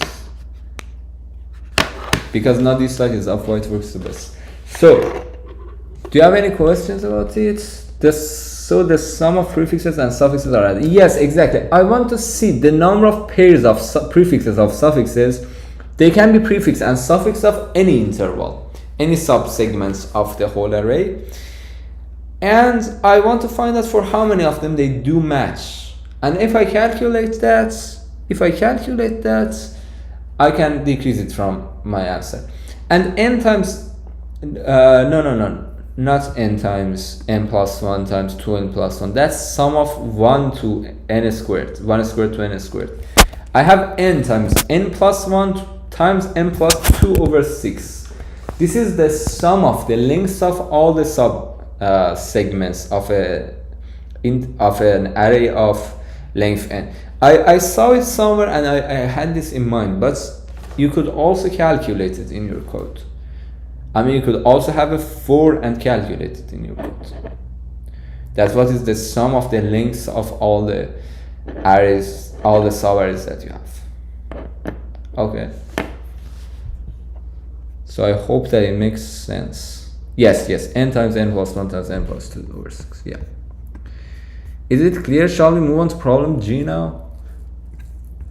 Because there's not much time left. Maybe we can also discuss G. Where's Colin? He's not here, but very soon we're gonna go to Colombia Columbia camp in New York. We're gonna have a camp for training for ICPC. Sam is back in Taiwan, so he's not coming on site. He participates online, but Colin and I are gonna participate. Colin and I are gonna participate on site. So maybe I will make some vlog as well. Have you guys watched our previous vlogs? Do you have any comments about vlogs as well? Now that you're here, let's ask your comments about everything. These are the previous vlogs that we had over time. Our different competition from IOI 2022 that I was the coach of Iran. For example, this is the vlog of IOI 2022. Let me show you maybe a little bit of it. Maybe it's not bad if I show you a little bit.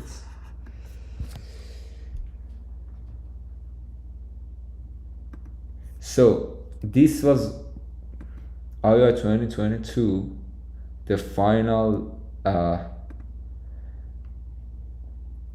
the awards that we had at the end. This is the opening ceremony, and this is the awards ceremony. And this person that is getting his medal that comes next is Kaviani. That's I've had an interview with him before. I was a coach in here, and it was a very nice ceremony. It was really great. I don't want to spend a lot more time on it, but just wanted to show some part of it. So maybe in the Columbia camp also I will make some vlogs if we have time. Maybe I cannot make a vlog every day, and it's not that important as well to make a vlog every day, but maybe we can make only one vlog for the whole competition. So shall we move on to problem G?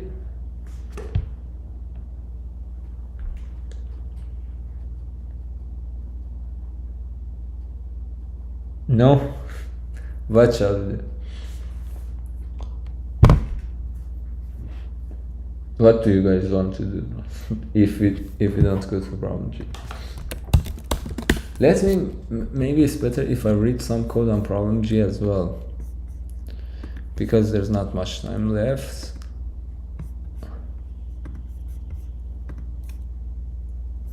Is editorial out? Guys, did you have any comments about the vlogs? Do you have any suggestions for the vlogs? If we're gonna participate in Columbia camp, how do you want the vlogs to be? Maybe we can show some parts of New York. Maybe that might be interesting for you, or maybe show inside the University of Columbia, or maybe we can talk to the teams who are participating there. Anything that you think can be good, you can let me know.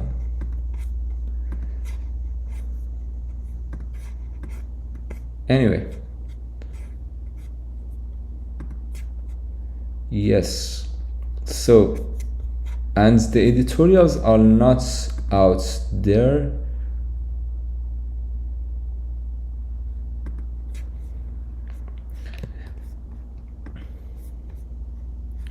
So let me see some codes on problem G. I can also tell you my ideas that I had on G.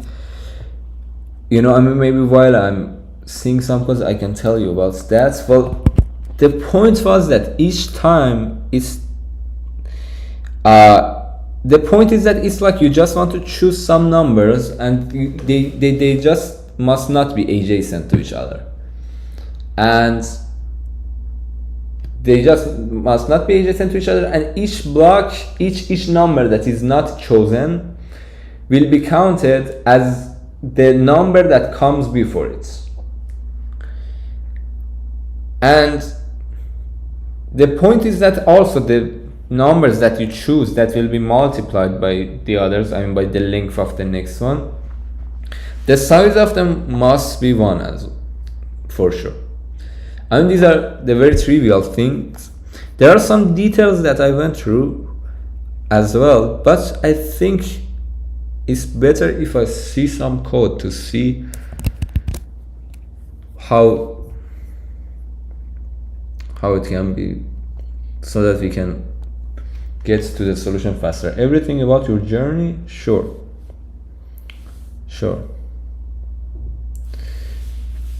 Yeah, I will discuss all those things for sure in the next topic streams. In the topic streams, we will have some dedicated topic streams on these things, and we will for sure discuss it. So let me share my screen back again, and let's see this code. Let's see what has it done. It seems like you have a matrix.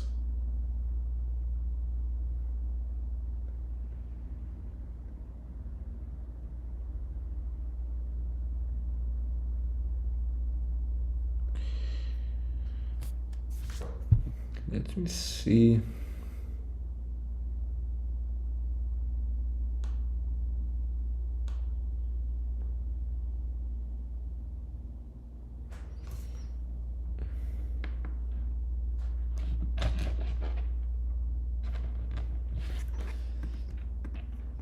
This one uses, let's see, rainbow is called. Rainbow used, Rainbow, it seems like, has used C, not C++.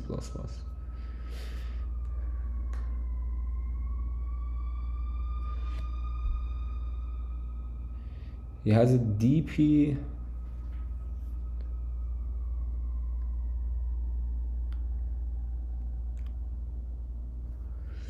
U and V. I think U and V are up to 10. M is 10, right? Where is M? Yeah. M is up to 20.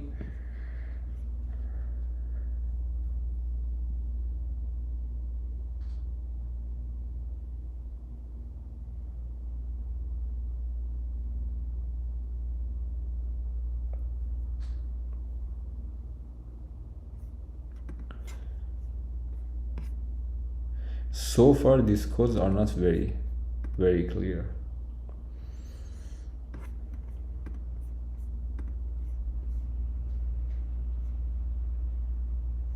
So as you see, some people have used matrix, but I'm not sure how they used matrix.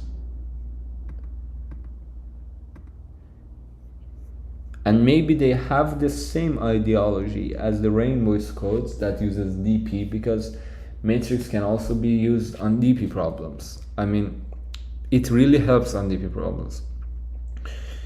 Maybe they had the same logic, but about what exactly they're doing, I'm not sure.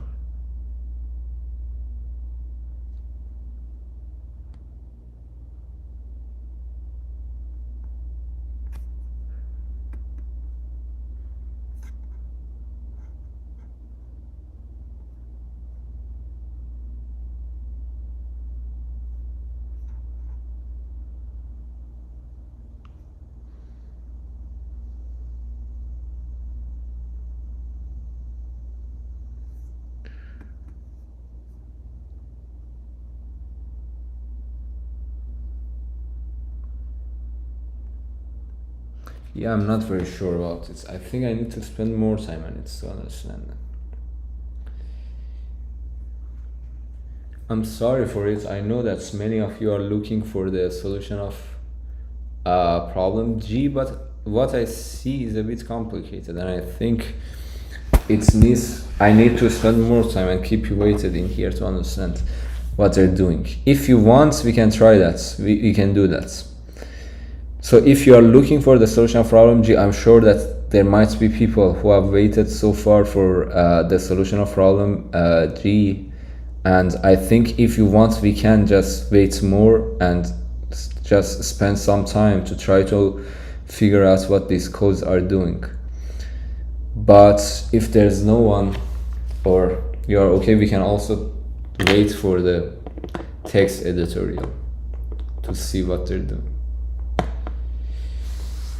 Yes, about the previous problem, my solution was to just not merge, do not merge and just split. So guys, what do you think about problem G? Do you want to spend more time on it and try to understand it? Because most of the times in a few minutes I understand what the code is doing, but in this one I haven't been able to do that yet. I'm sorry, I'm really sorry for that. If you waited for problem G.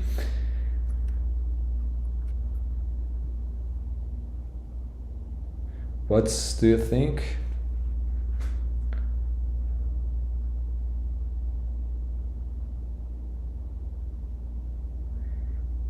I do not look like a nerd, really? I see that as a compliment. Good. So guys, any idea about problem G? Is it okay if we skip it and you read if you wait for the text editorial or not?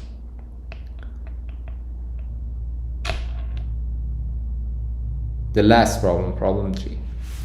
We have solved A to F so far.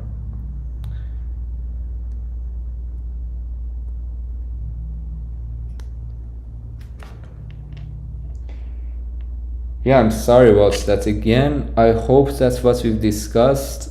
You know, what I saw from problem G was to mostly use, they use matrix and DP, but I didn't find out that's what exactly they're doing. And I hope that problem A to F that we solved were helpful for you.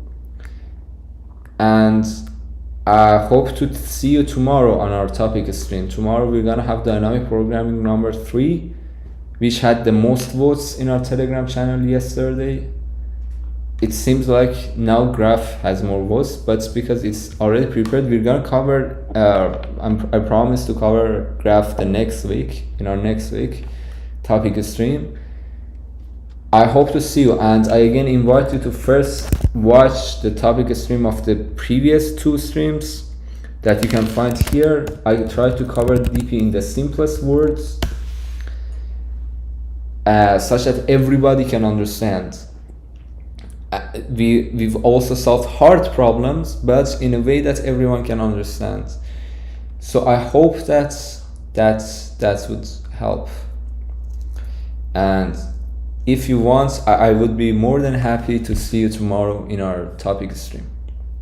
Yes, problem F is done and you can view it right now. I mean, let me show you. Problem F is discussed in here.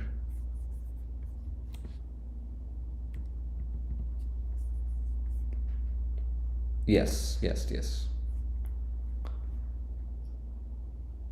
No, I didn't do G, unfortunately. So, yes, sorry for problem G. I hope that it was helpful. Again, if you want, you can like the video or subscribe to the channel only if you want. And thank you a lot for joining the live stream again. It was so nice to have you here today. So, see you guys tomorrow in our topic stream. Thanks a lot. You're really nice. Thank you. Goodbye.